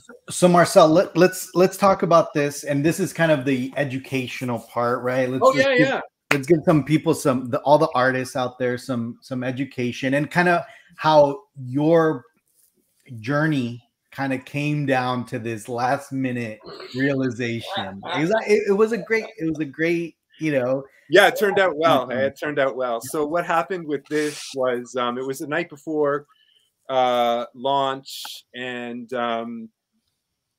were we chatting when that came in, or? Yeah, you were asking me kind of the last, like, if you some final advice, like, hey, like, this is gonna launch, like, what's going on? So thanks, Gabe. Sorry to talk over you. So for the folks that have kids, and they're wanting to do whatever kind of art on their tablet or paint or draw or anything, and they want to share it, I did not know that, and everybody's gonna be like I said to Gabe last night, what do you, Marcel, live under a rock? And I said, yes, look at me. I live under a rock. Of course I do. So I wasn't aware of the artist's relationship with a photographer when an artist is working from a photographer's image. Because if you recall, when I started, I was in a hole, right? It was really, really bad. And I was just trying to get well from dealing with this thing with my wife supposedly having cancer, and that was terrible. I mean, I was filming her, and we thought, jeez, it was crazy, right? And then I'll let you know what happened. Long story short, when a woman gets pregnant, there's a chemical called progesterone, and progesterone alters the shape of cells in their body, it can alter the shape of cells. And what happened in Japan was they mistook a progesterone fueled cell as a cancer cell. And so they're like, okay, we have to operate. And when we got to Utah, so it was, I think like it was about a week and a half before we found out in Japan, and then we got the hell out of Dodge, and we were in Utah, and the guy was like, "You're not going to believe what happened." Like the doctor that was there, he says he was outraged, right? He was like, "If I brought in a robot cow, how long would it take you to know that it wasn't a real cow? That's how long a scientist should, that's how quickly a scientist should know that this is not a cancer cell." Did you call those some bitches back? No, I didn't. I did not call them back. So anyway, I'm sort of trying to emphasize that I wasn't thinking about respecting photographers. I didn't know about respecting photographers, and I didn't know about working from photographers' images. So I just started grabbing images from online and working with them. So this image here is taken directly from Return of the Jedi. It's a scene from Return of the Jedi that I'm working from. But the Mando picture that you're seeing right here, I went on the Anovos website, or I don't even know. It probably popped up in my Google. It's better than the EFX one, so so that's for you, Gabe. Sorry, I'm just kidding, Marcel. Sorry. No worries, man. No worries. So what happened was I grabbed the image, gridded it up, laid the pencils, put the inks on it, and put it in storage. And Mando's, I think, kind of popular, so I thought maybe it would be a good idea for. That was sarcasm, by the way. Of course, he's popular. I thought it would be good for the print. So I'm talking to Lee. I'm talking to other people. A lot of people started friending me that were collectors on IG. And I'm talking to everybody about what to do. Night before launch, Art Andrews friends me on Facebook. Actually, he friended me. And I was like, "Gabe, who's this Art Andrews guy? Do you know him?" And what did you tell me, Gabe? I said, yeah, he's the co-founder of Anovos, and he was in charge of all that, of the production, the development of a lot of these things. Yeah, so go ahead and tell him what kind of he brought up. Yeah, so no, we'll go back and forth as you see fit, as we see fit, and he clipped his original photo and put it beside my image. And he's like, "Hey, I happen to be the original photographer who took this image. This is my image." And I let Gabe know. And I'm like, "Gabe, oh, he said that this is his image. Isn't that interesting?" And Gabe's like, "Oh, no, that could be a huge problem because you're working from his image. And when you're working directly from a photographer's image, if you do not have their consent," so parents out there with kids who are copying art to improve their style and develop their technique, let them know that if they're working from a photographer's image, you need consent to publish that image. Right. Well, I did not get that consent. So all of a sudden, because I didn't know any of this. No. And so I had to, so Marcel and I, we were kind of messaging. I was like, "Look, man, I'm not your attorney, but I need to, if I were in that position, let's chat really quick, Yeah. So, I kind of brought up that there is a kind of famous case out there, right, that deals with this, which is the Shepard Fairey case with the Obama poster, right, the Hope poster. So as some of you may know, there's a famous poster, right, that everyone started like copying, which is like the blue, red, white colors. Mm-hmm. It was Obama kind of looking kind of at a distance, and it said Hope. And Shepard Fairey essentially created this poster and used it for raising money for Obama's campaign and all that. So anyways, what ended up happening is that there was an AP photographer that was at a convention for what was that crisis? The crisis in Darfur, right? Or what's the country that there was that crisis? I can't help you, bro. somebody help me out. Well, so there's this major crisis in a country. Anyways, Obama and George Clooney were at this, at this summit, right, where they're trying to figure out stuff. And this AP photographer took a picture of Obama, and essentially Shepard Fairey, what he did is he used that image as the reference for that poster. Now, obviously, it went to court. They were suing each other back and forth, and eventually it settled. But ultimately, it kind of sparked this legal theory of fair use, and it was really, it's a really interesting case. But anyways, I kind of had to educate Marcel a little bit on that aspect, right? That if you're gonna use a photographer's image, that's the same thing as an artist image. I mean, a photographer, you're an artist and you own that image. So yeah, absolutely. I told him, hey, technically art owns that image. Mm-hmm. And you are using his image, you need permission. So then you reached out to Art, right? Yeah. So I want to give a huge shout out to Art Andrews. Mad props. So Art's take was like, nah, dude, you don't even have to worry about it. I'm glad my image inspired you to do the piece. The piece is outstanding. And just you go right ahead and do your run as you planned, like full blessings. Very cool. Just freaking fantastic. My wife and I were like in a total panic. If Art had said anything else, I would have been more than happy to pull it, because people got to sleep at night, right? You can't mess around. So, and you got to give respect to, you don't have to give respect to just photographers. You got to give respect to everybody.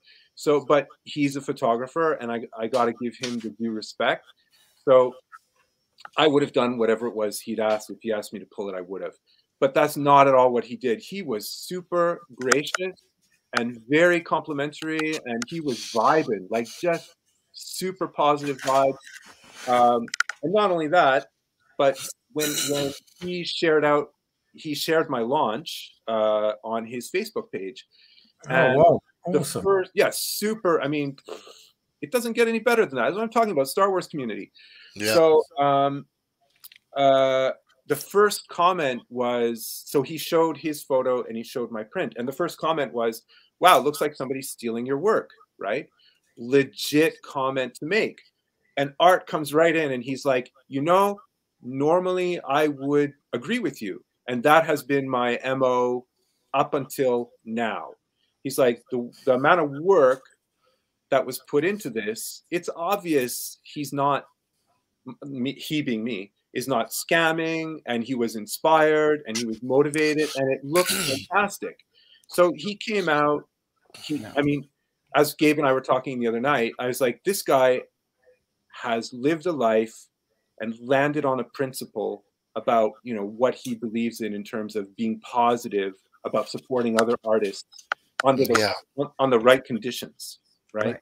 So, yeah, and he even mentioned, he was like, look, ultimately all I did was, I set the lighting up, but all I did was push a button. Marcel, obviously has worked super hard and it's impressive work. And again, and I think you commented on there too and kind of explained the situation, and you're like, I responded to Wyatt. I said, yo, Wyatt, I'm so glad that you mentioned that, because it is theft of a photographer's work. I didn't know. Art educated me. We worked it out, and I'm glad you mentioned it, because I will always want to respect a photographer's work. And as the thread grew longer and longer, everybody was jumping in like, yeah, this is how you do it. Like, you talk, you see what your goals are, everybody's working together, and everybody was supporting everybody else in the thread about, being creative and honoring the artists and the creators and that kind of thing. Absolutely. The vibe was like, positive, educational, and kind of enthusiastic and spontaneous. It was just like bubbling up, and everybody was being super, super cool. Yeah. And that's like karma stuff anyway. I mean, all of it, all of the artists like you and I'm just going to say Regal Robot, Tom Spina. I mean, they're all inspired and make a living respectfully through Star Wars, you know, and to be able to do that, and when there's people like David, and you know, that can that go out and do their thing. Yeah, David. Yeah. But what I want to point out too is that, again, Art was very kind, essentially to issue Marcel a license. That's cool. A license to use his artwork for this limited run, and for this. Yes.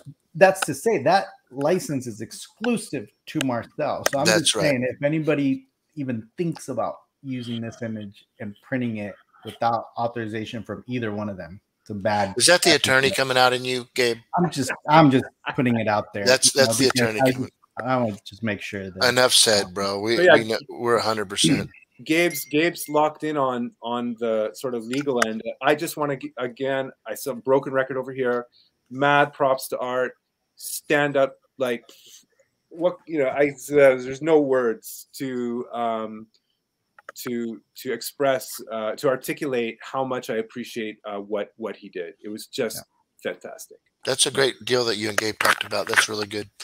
Yeah, and it was literally like hours before the launch, and I almost felt bad because I had to kind of give Marcel this bad news in a sense, but Marcel was like, "No, Gabe, like this is great. This is so, I'm so grateful for that." And so it made me feel a little bit better, because I was like, Marcel, like you might have to pull this. You might have to pull this. Yeah. And like, so anyways, yeah, it all worked out in the end, and beautiful work. Obviously, it's always better to know the problems that you have in the room than to like run away from them, right? I mean, and that way you can deal with them. Absolutely. So there Gabe is a good dude, Left Coast. Gabe is a good dude. Thank you. And again, we try to stay positive. We everything we do as a Star Wars community, we are a big family, and I think this is a perfect example, right? Where you know, some of the experiences that you've had, you know, there's negative experiences, but they all get outweighed by the positive experiences and all the support in the community, you know. And again, there might be a small, you know, group that's not going to be supportive, and that's fine. But the overall Star Wars community and family will absolutely support you, Marcel. And I know you're going to be so successful, and people are going to know who you are.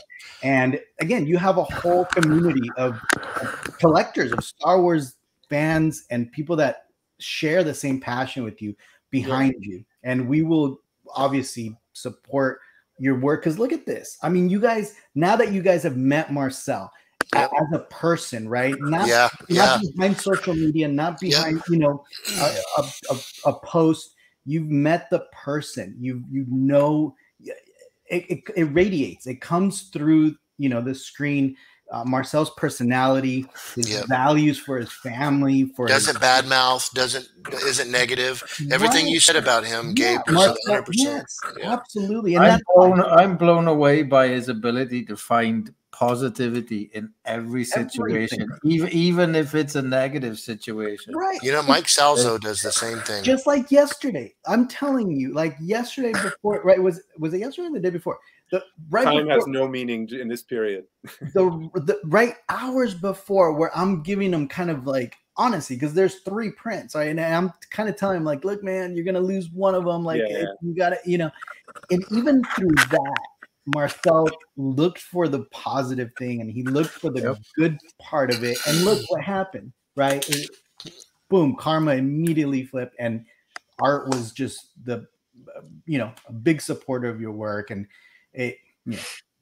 you got I don't want to put Art's decision on, like, I love what you're saying, obviously, but Art, I'm guessing, I can't speak for Art, right? But from the words that I read on his Facebook post, you know, he had made a decision to do exactly what you're talking about, Gabe, which is like, how am I going to handle this? This is how I'm going to handle this, and here's why. Right. And it was just exactly what you were saying, which is, well, you have an option, you have a choice. Here's the situation, you know, respond or react is kind of an oversimplification of it. But he went, you know, he's like, his principle was to be on the side of like, let's make this happen. There's really good reasons to do it. And so man, huge kudos to Art. Absolutely.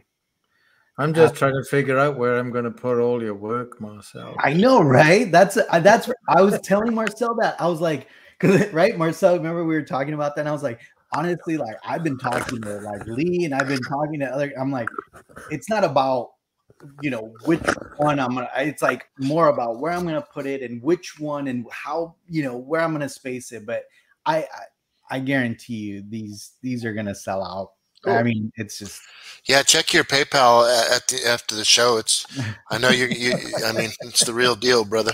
Thanks, Mike. I appreciate it. I love you guys. I mean, thanks so much for having me and giving me this platform. For sure, 100%. You know, like we saw with the first Han Solo drawing.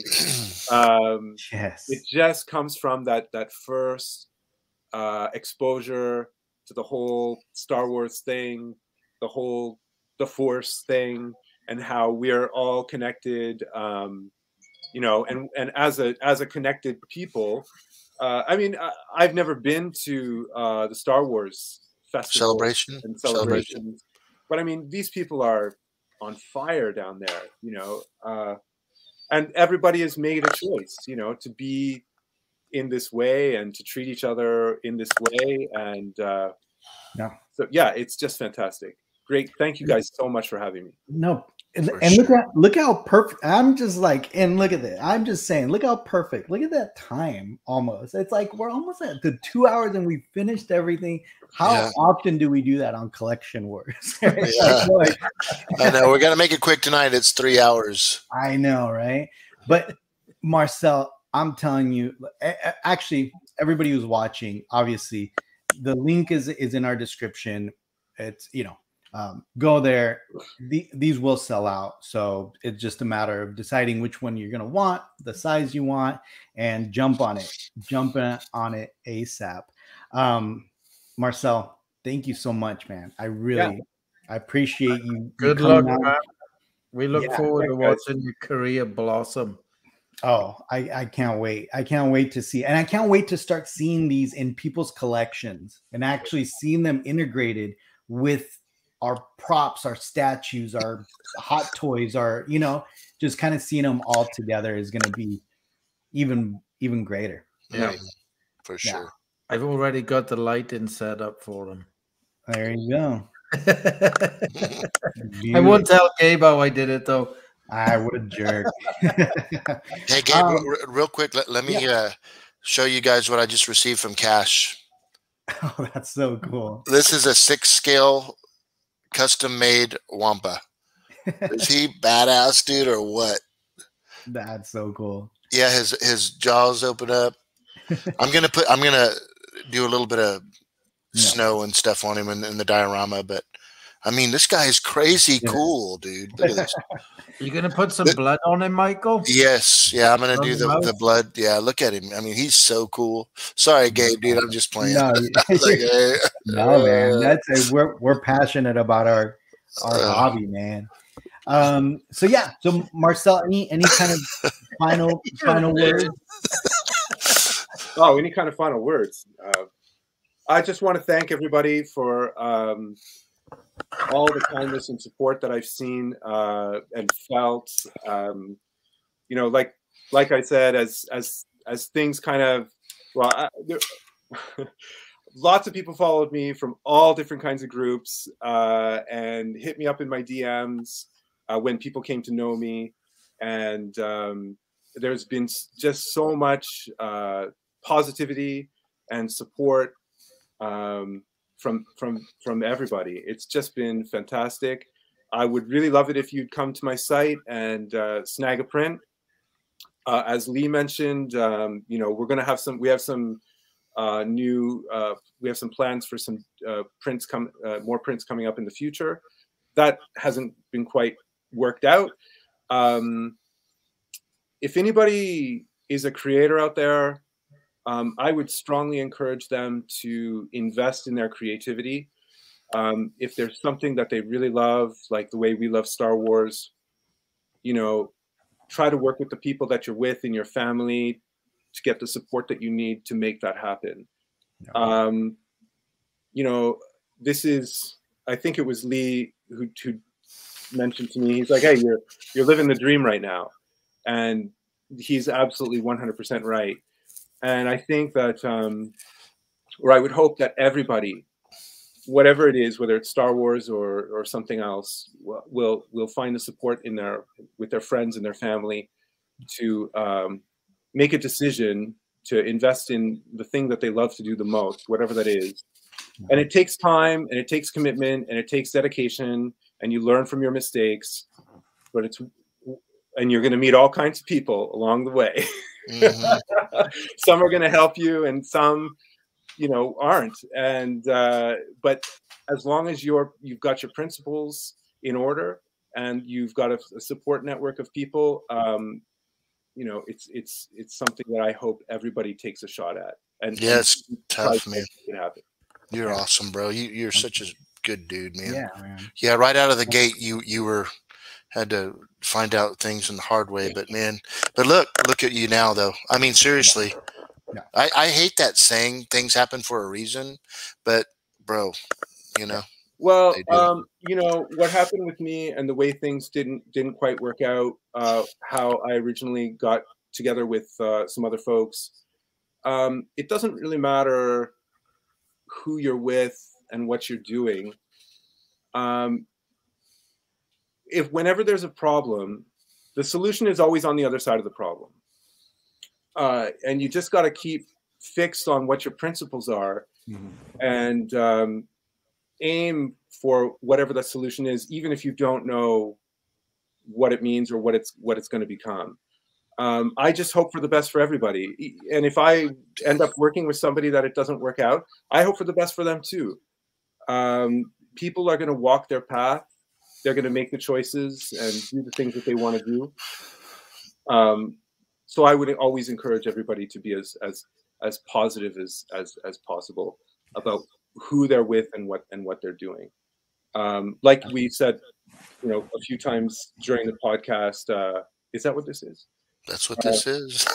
99.99999% of people, no matter what scene you're in, are going to be wonderful and helpful. But every now and then you're going to come across people that have their own thing going on. I wanted to mention also, actually, when things didn't quite pan out, when I was, I don't know what I'm, I don't exactly know what to say here, but with one of the people I was working with before in another Star Wars group, I also wanted to mention Brian and is it Lindsay? I'm forgetting now. Brian Muir and Lindsay Muir. Yeah. They immediately, I got in contact with them, and they were incredibly supportive. I mean, so I can't even go through the list. There's all these people in my DMs. There's the CJ Hendry who set me up. There was Art Andrews who helped me with the other thing. Brian Muir, Lindsay Muir. I mean, Brian Muir, supported my stuff. Yeah. He made, right? It's like, who am I? I'm just some punk. Yeah. Star Wars Theory started sharing out my stuff. I'm meeting with him, like I mentioned, next week. I'm super excited about that. There's so many things I want to talk to him about. Yeah. I'm really interested in Star Wars principles and stuff like that. Yeah. Who am I? You're on the right path, bro. You're definitely on the right path. Anyway, lots of great support from lots of people that are doing much more work for this scene than I am, and I just have not, including you guys. So nothing but respect and love for you guys. What you're doing for the scene is amazing. What all the watchers are doing for the scene is amazing. And I'm just late to the party. Yeah. No, you're good. Dude. Welcome to the party, dude. Welcome. Yes. Yeah, through everything that you've done, I just want to say, at the end of the day, all the trials and tribulations, at the end of the day, it's your art, Marcel. It's your art. Yeah, for sure. And you it's beautiful stuff, man. And I'm glad to call you friend, like a lot of people that we have on the show, and everything that Gabe said about you, bro, is 110%, dude. So well, thank you. And that's all you got to do is know one person's character and then meet the other person's character, and it's like a slam dunk on things that go on in this world. But bro, Collection Wars, like Gabe has said a million times, is about positivity, having fun, and just community and helping people that are in need, like we've done for our friend Manny. I hope that we have been able to do that for him in his trying times.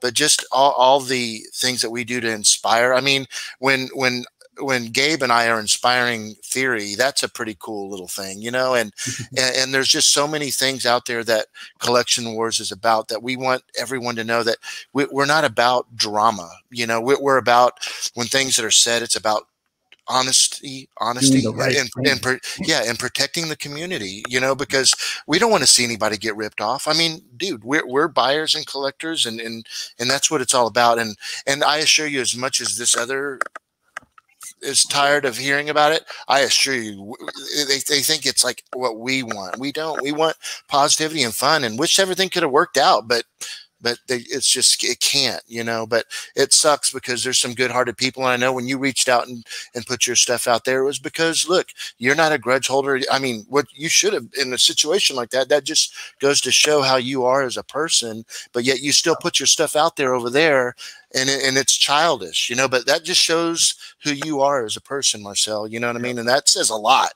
You know, you didn't badmouth anybody. You didn't, you know, you had the right to do it, bro. You were misled, and that's a scary time, because you're an artist. You're not a businessman, you know. But neither are they. So you don't have to worry about it. I'll touch on it a little bit. So again, this is for the folks who are. If I'm going to encourage you to be creative, there are some pitfalls and things that you need to watch out for, and this is in every scene. Like I said, I have a little record label, and it's the same thing over there in the music scene.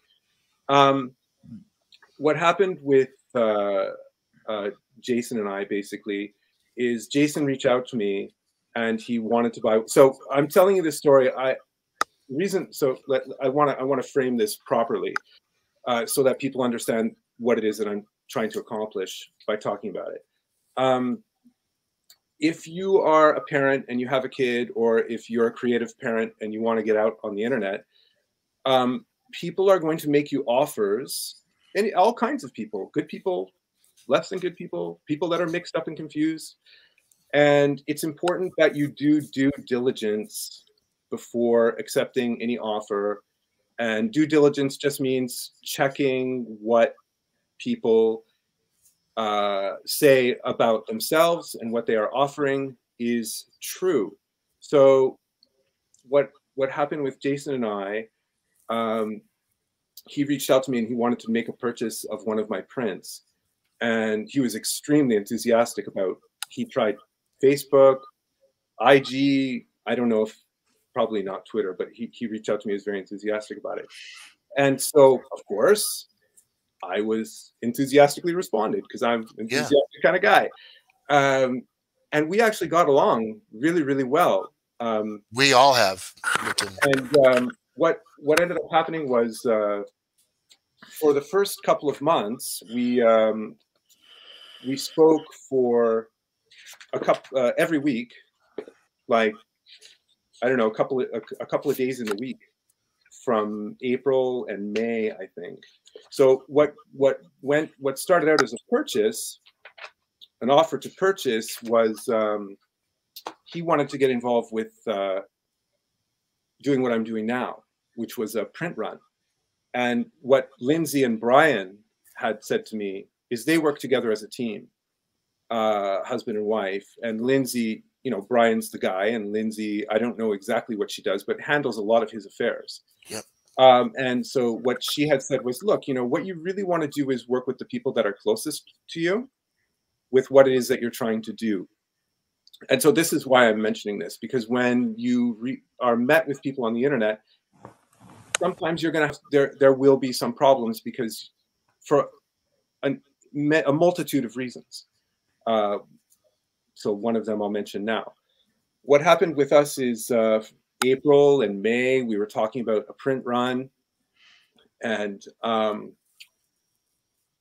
Jason still wanted to buy the piece. And what he had said was, you know, he was very excited. So he's like, I've got a printer set up. I've sent out a letter to Sakura. Sakura makes the pens that I work with. As a sponsorship, I've contacted Star Wars Celebration so we can set up a table down there. So, you know, lots of interesting and very exciting things that were important to me. Plus, he's like, I'm very familiar with the situation and the art scene and all of that. So we were talking every day, or not every day, but frequently during the week, either in a video chat or on DMs.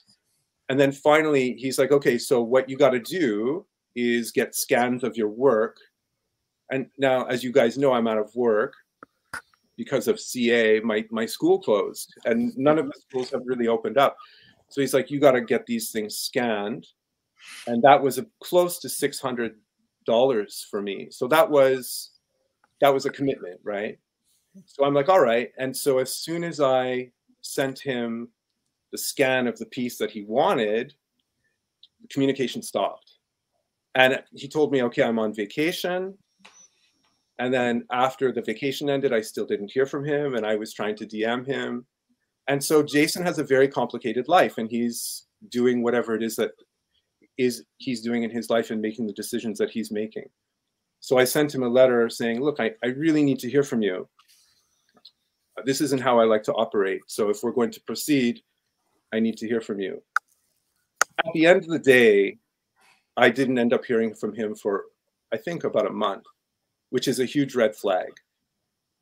He had my artwork, and he stopped communicating with me right when he got it. So to me, from my perception, he had ghosted me. And what could I do? So finally, we ended up talking.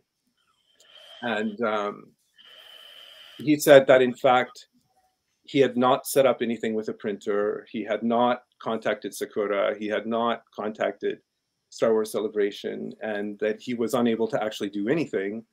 And the reason why he hadn't contacted me was because he was embarrassed. So all of this is very understandable. But what I couldn't understand was what at the end of our conversation was when I said, okay, please, files that I sent you, please delete them. And he said, I don't have them. And so the way I explained it to my friend was, imagine bringing your car to a shop, and your car is a special vehicle of some kind. And the person managing the shop is very excited about telling you all these great things they're doing to fix up your car. And then you go to the shop and the car is gone. I don't think anybody would be very happy about that. So one of the big problems on the internet, and this is what we started the conversation with, is that art online just has a way of disappearing and getting lifted or whatever. So what specifically happened with Jason, I cannot speak to. But it just seems, you know, incredibly striking to me that if you make an arrangement with somebody and then all of a sudden all of the things that they said that they were going to try to make happen, the thing that they need to make that happen, they don't have. It just seemed like, okay, well, that was incredibly, it left me incredulous. The crazy thing is that is very honorable that you came out and said what you've just said, and it just shows your character once again, Marcel, that you're not bad mouthing. You're just telling. You're just. I mean, you know how many people are watching this right now. You know, I mean, and it's just crazy. Gabe, what are your thoughts about? I mean, it's like I just wanted to cap it off. Okay. Every one of us has to do our thing and go through what we need to go through in this life. So I'm not going to, I don't want to put anybody down, because I don't want to put anybody down. That's not my bag. I don't sleep better at night for doing it. So that's not what I'm trying to do here at all. Jason has a group.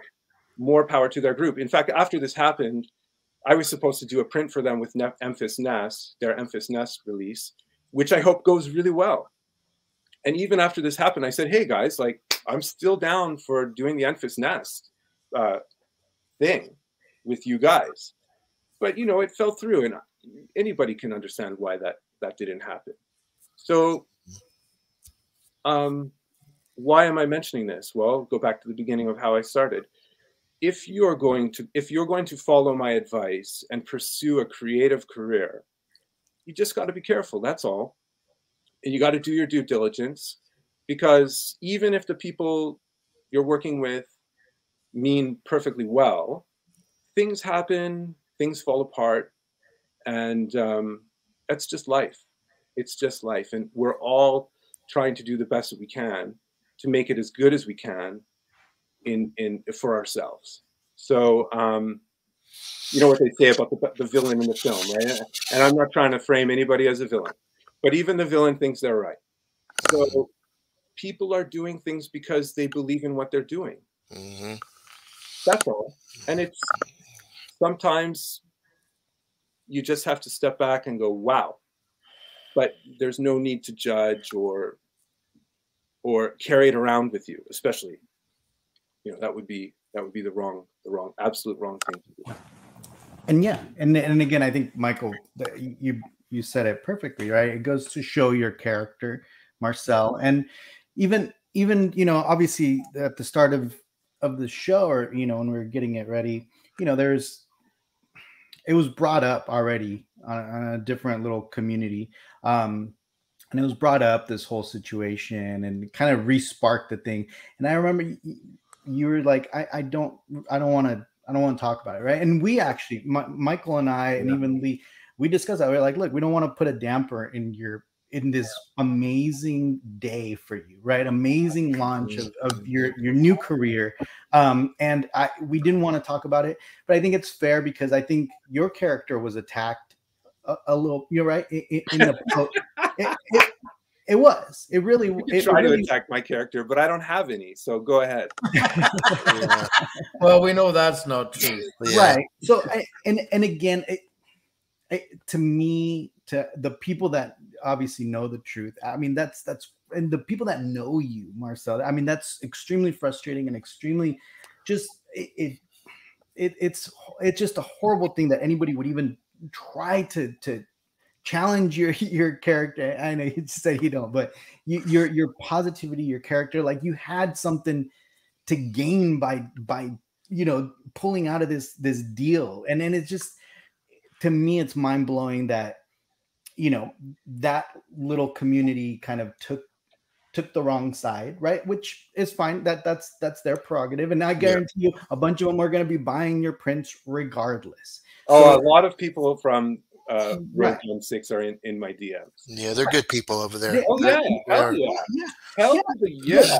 And that's what I'm saying. As a community, we're all one, regardless of who the admins are, whatever dumb little groups. You know, it doesn't even matter, because ultimately, it's the community that runs this, you know, this space, right? It's not these people kind of deleting comments and managing comments, or approving or not approving, you know, posts on their little groups or whatever, right? Like none of that matters, because ultimately we're all one big Star Wars community that talk to each other, and we there's this big giant network, and we don't need these admins and moderators and these, you know, these people essentially sanitizing or controlling the content that's being put out there. So if one group doesn't want to put your work on their group, it doesn't matter, because there's going to be hundreds of others that will, and that'll appreciate that. And again, that goes for everything, right? This channel, right? Other channels, you know, we're trying to say, hey, check out this great episode. And if someone's not going to publish it, not going to post it, it doesn't matter. It really doesn't, because these people who their heads get kind of really big because they think, oh, I control this little group, or I control, like, you don't control anything. You know, we're a big community. And honestly, myself and Michael, we don't consider ourselves like, oh, we're in charge of the, no, we're not know-it-alls of Star Wars. No, we're just, it's not, crazy. Yeah. We want to bring everyone together. We want to bring the community together. And I hope it comes through. And I hope, you know, our personalities come through just like yours, Marcel. And that's my hope, right? Is that when my children kind of in the future, when I'm long gone and they go back and they watch these YouTube videos, that they can see that I'm, you know what I mean? Like I'm being authentic, I'm being myself, and they could kind of see their father as he was, you know, in a passion that he, you know, that he was involved in. And I think that all of us should strive for that. And that's how you got to see it. How are your children going to perceive you, you know, in the future? Because I think that's important, I think. Right? Yeah. Well, I got big boots to fill if we're trying to be like Marcel, okay? I know. You're a good guy, Marcel. You're good. I'm, as you know, I'm a ESL teacher, and I like to play with words. And, you know, I look at the word community, and I split it up into calm unity. And whenever I hear the word community, I always think calm unity, calm community. And it's not how they're spelled, but it's how they sound. And so even if you're stuck in a bad situation, just always always arcing in the direction of calm unity or community. It sounds cheesy, I know, but it's just kind of a little mental, you know, a signal for me, a reminder. And so, yeah, it's pretty simple. You know, whatever you're jiving on, you know, keep going with it. And wherever there's more jive, go that way. You know, it's, I mean, it's fairly self-explanatory. Absolutely.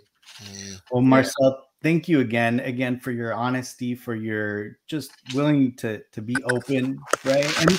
And for embracing this community, right? I think that's another thing. And I think we're embracing you back, and we're giving you big virtual hugs. And again, I know you're going to be very successful, and I can't wait to see what's next.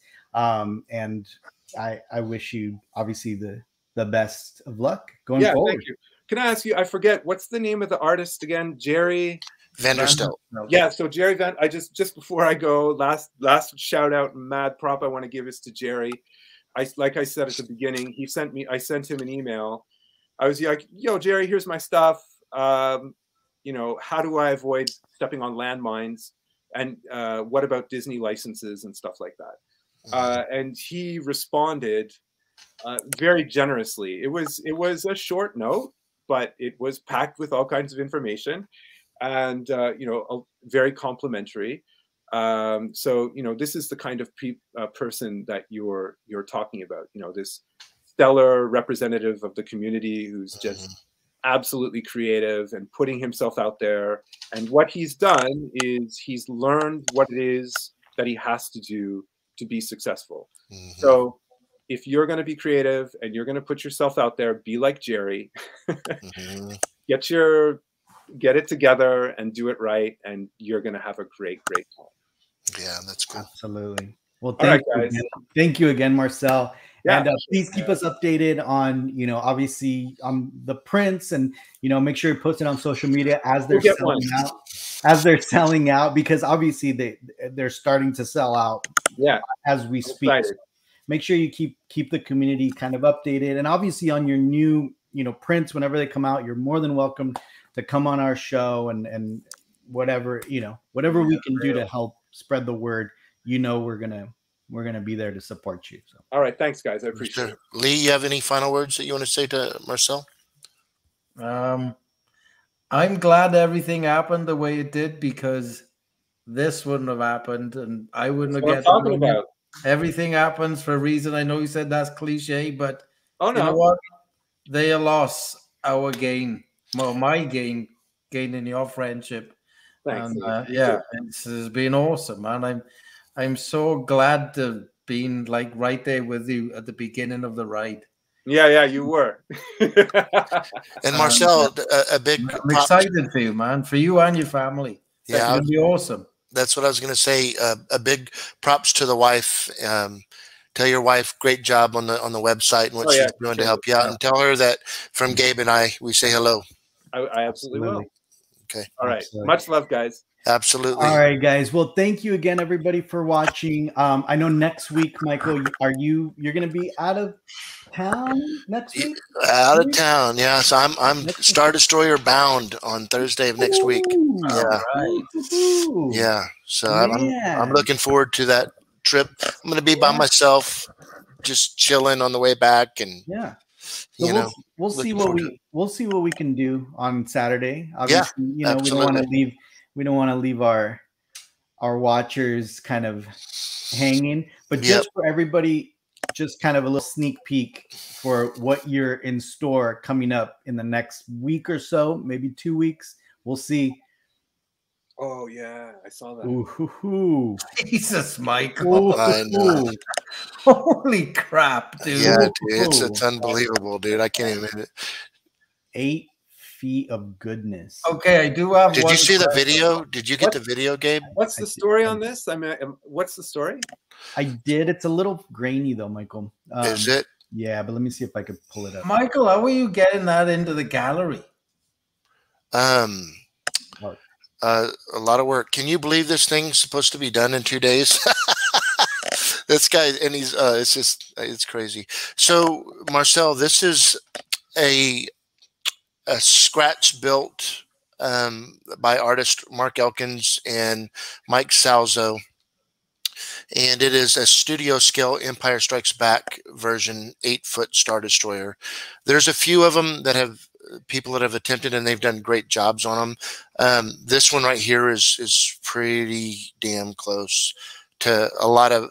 It's maybe 90%, 95% kit bashed original parts, and then the rest there's been a 3D prints of the engine bells and then the top deflector shields. But other than that, and the bottom dome, but everything else is scratched. So yeah, that's what it is, man. And it's definitely going to be the pride of my studio collection for sure. Michael, how heavy is this? I'm not real sure, to be honest, Lee. It's pretty heavy before. So you have to get up the stairs with this to get upstairs. Yeah, it does come in pieces. Like that whole top bridge comes off. Oh, okay. Yeah, all that will come off. So yeah, but it's going to be a scary ride home because there's like 9 models in that Penske truck, and any bumps on the road or anything, I'm going to be panicking because I always think about UPS and all these other freight guys, but I'm the freight coming back this time. Yeah. So, you know what I mean? But it's going to be a fun trip, man. I'm looking at stopping off at my friends that I'll explain on the way back, who's building a lot of crazy stuff for what we wanted to reveal that celebration and stuff. But yeah, it's gonna be fun stuff. But yeah, always on a Saturday, guys. Thanks so very much, and thanks for watching. And Marcel, always good at man. So thank you, Marcel. Thanks, Lee. Right, thanks everybody watching. Thanks everybody. Lee, good seeing you, bro. Go to my site, buy a print. Thanks. All right.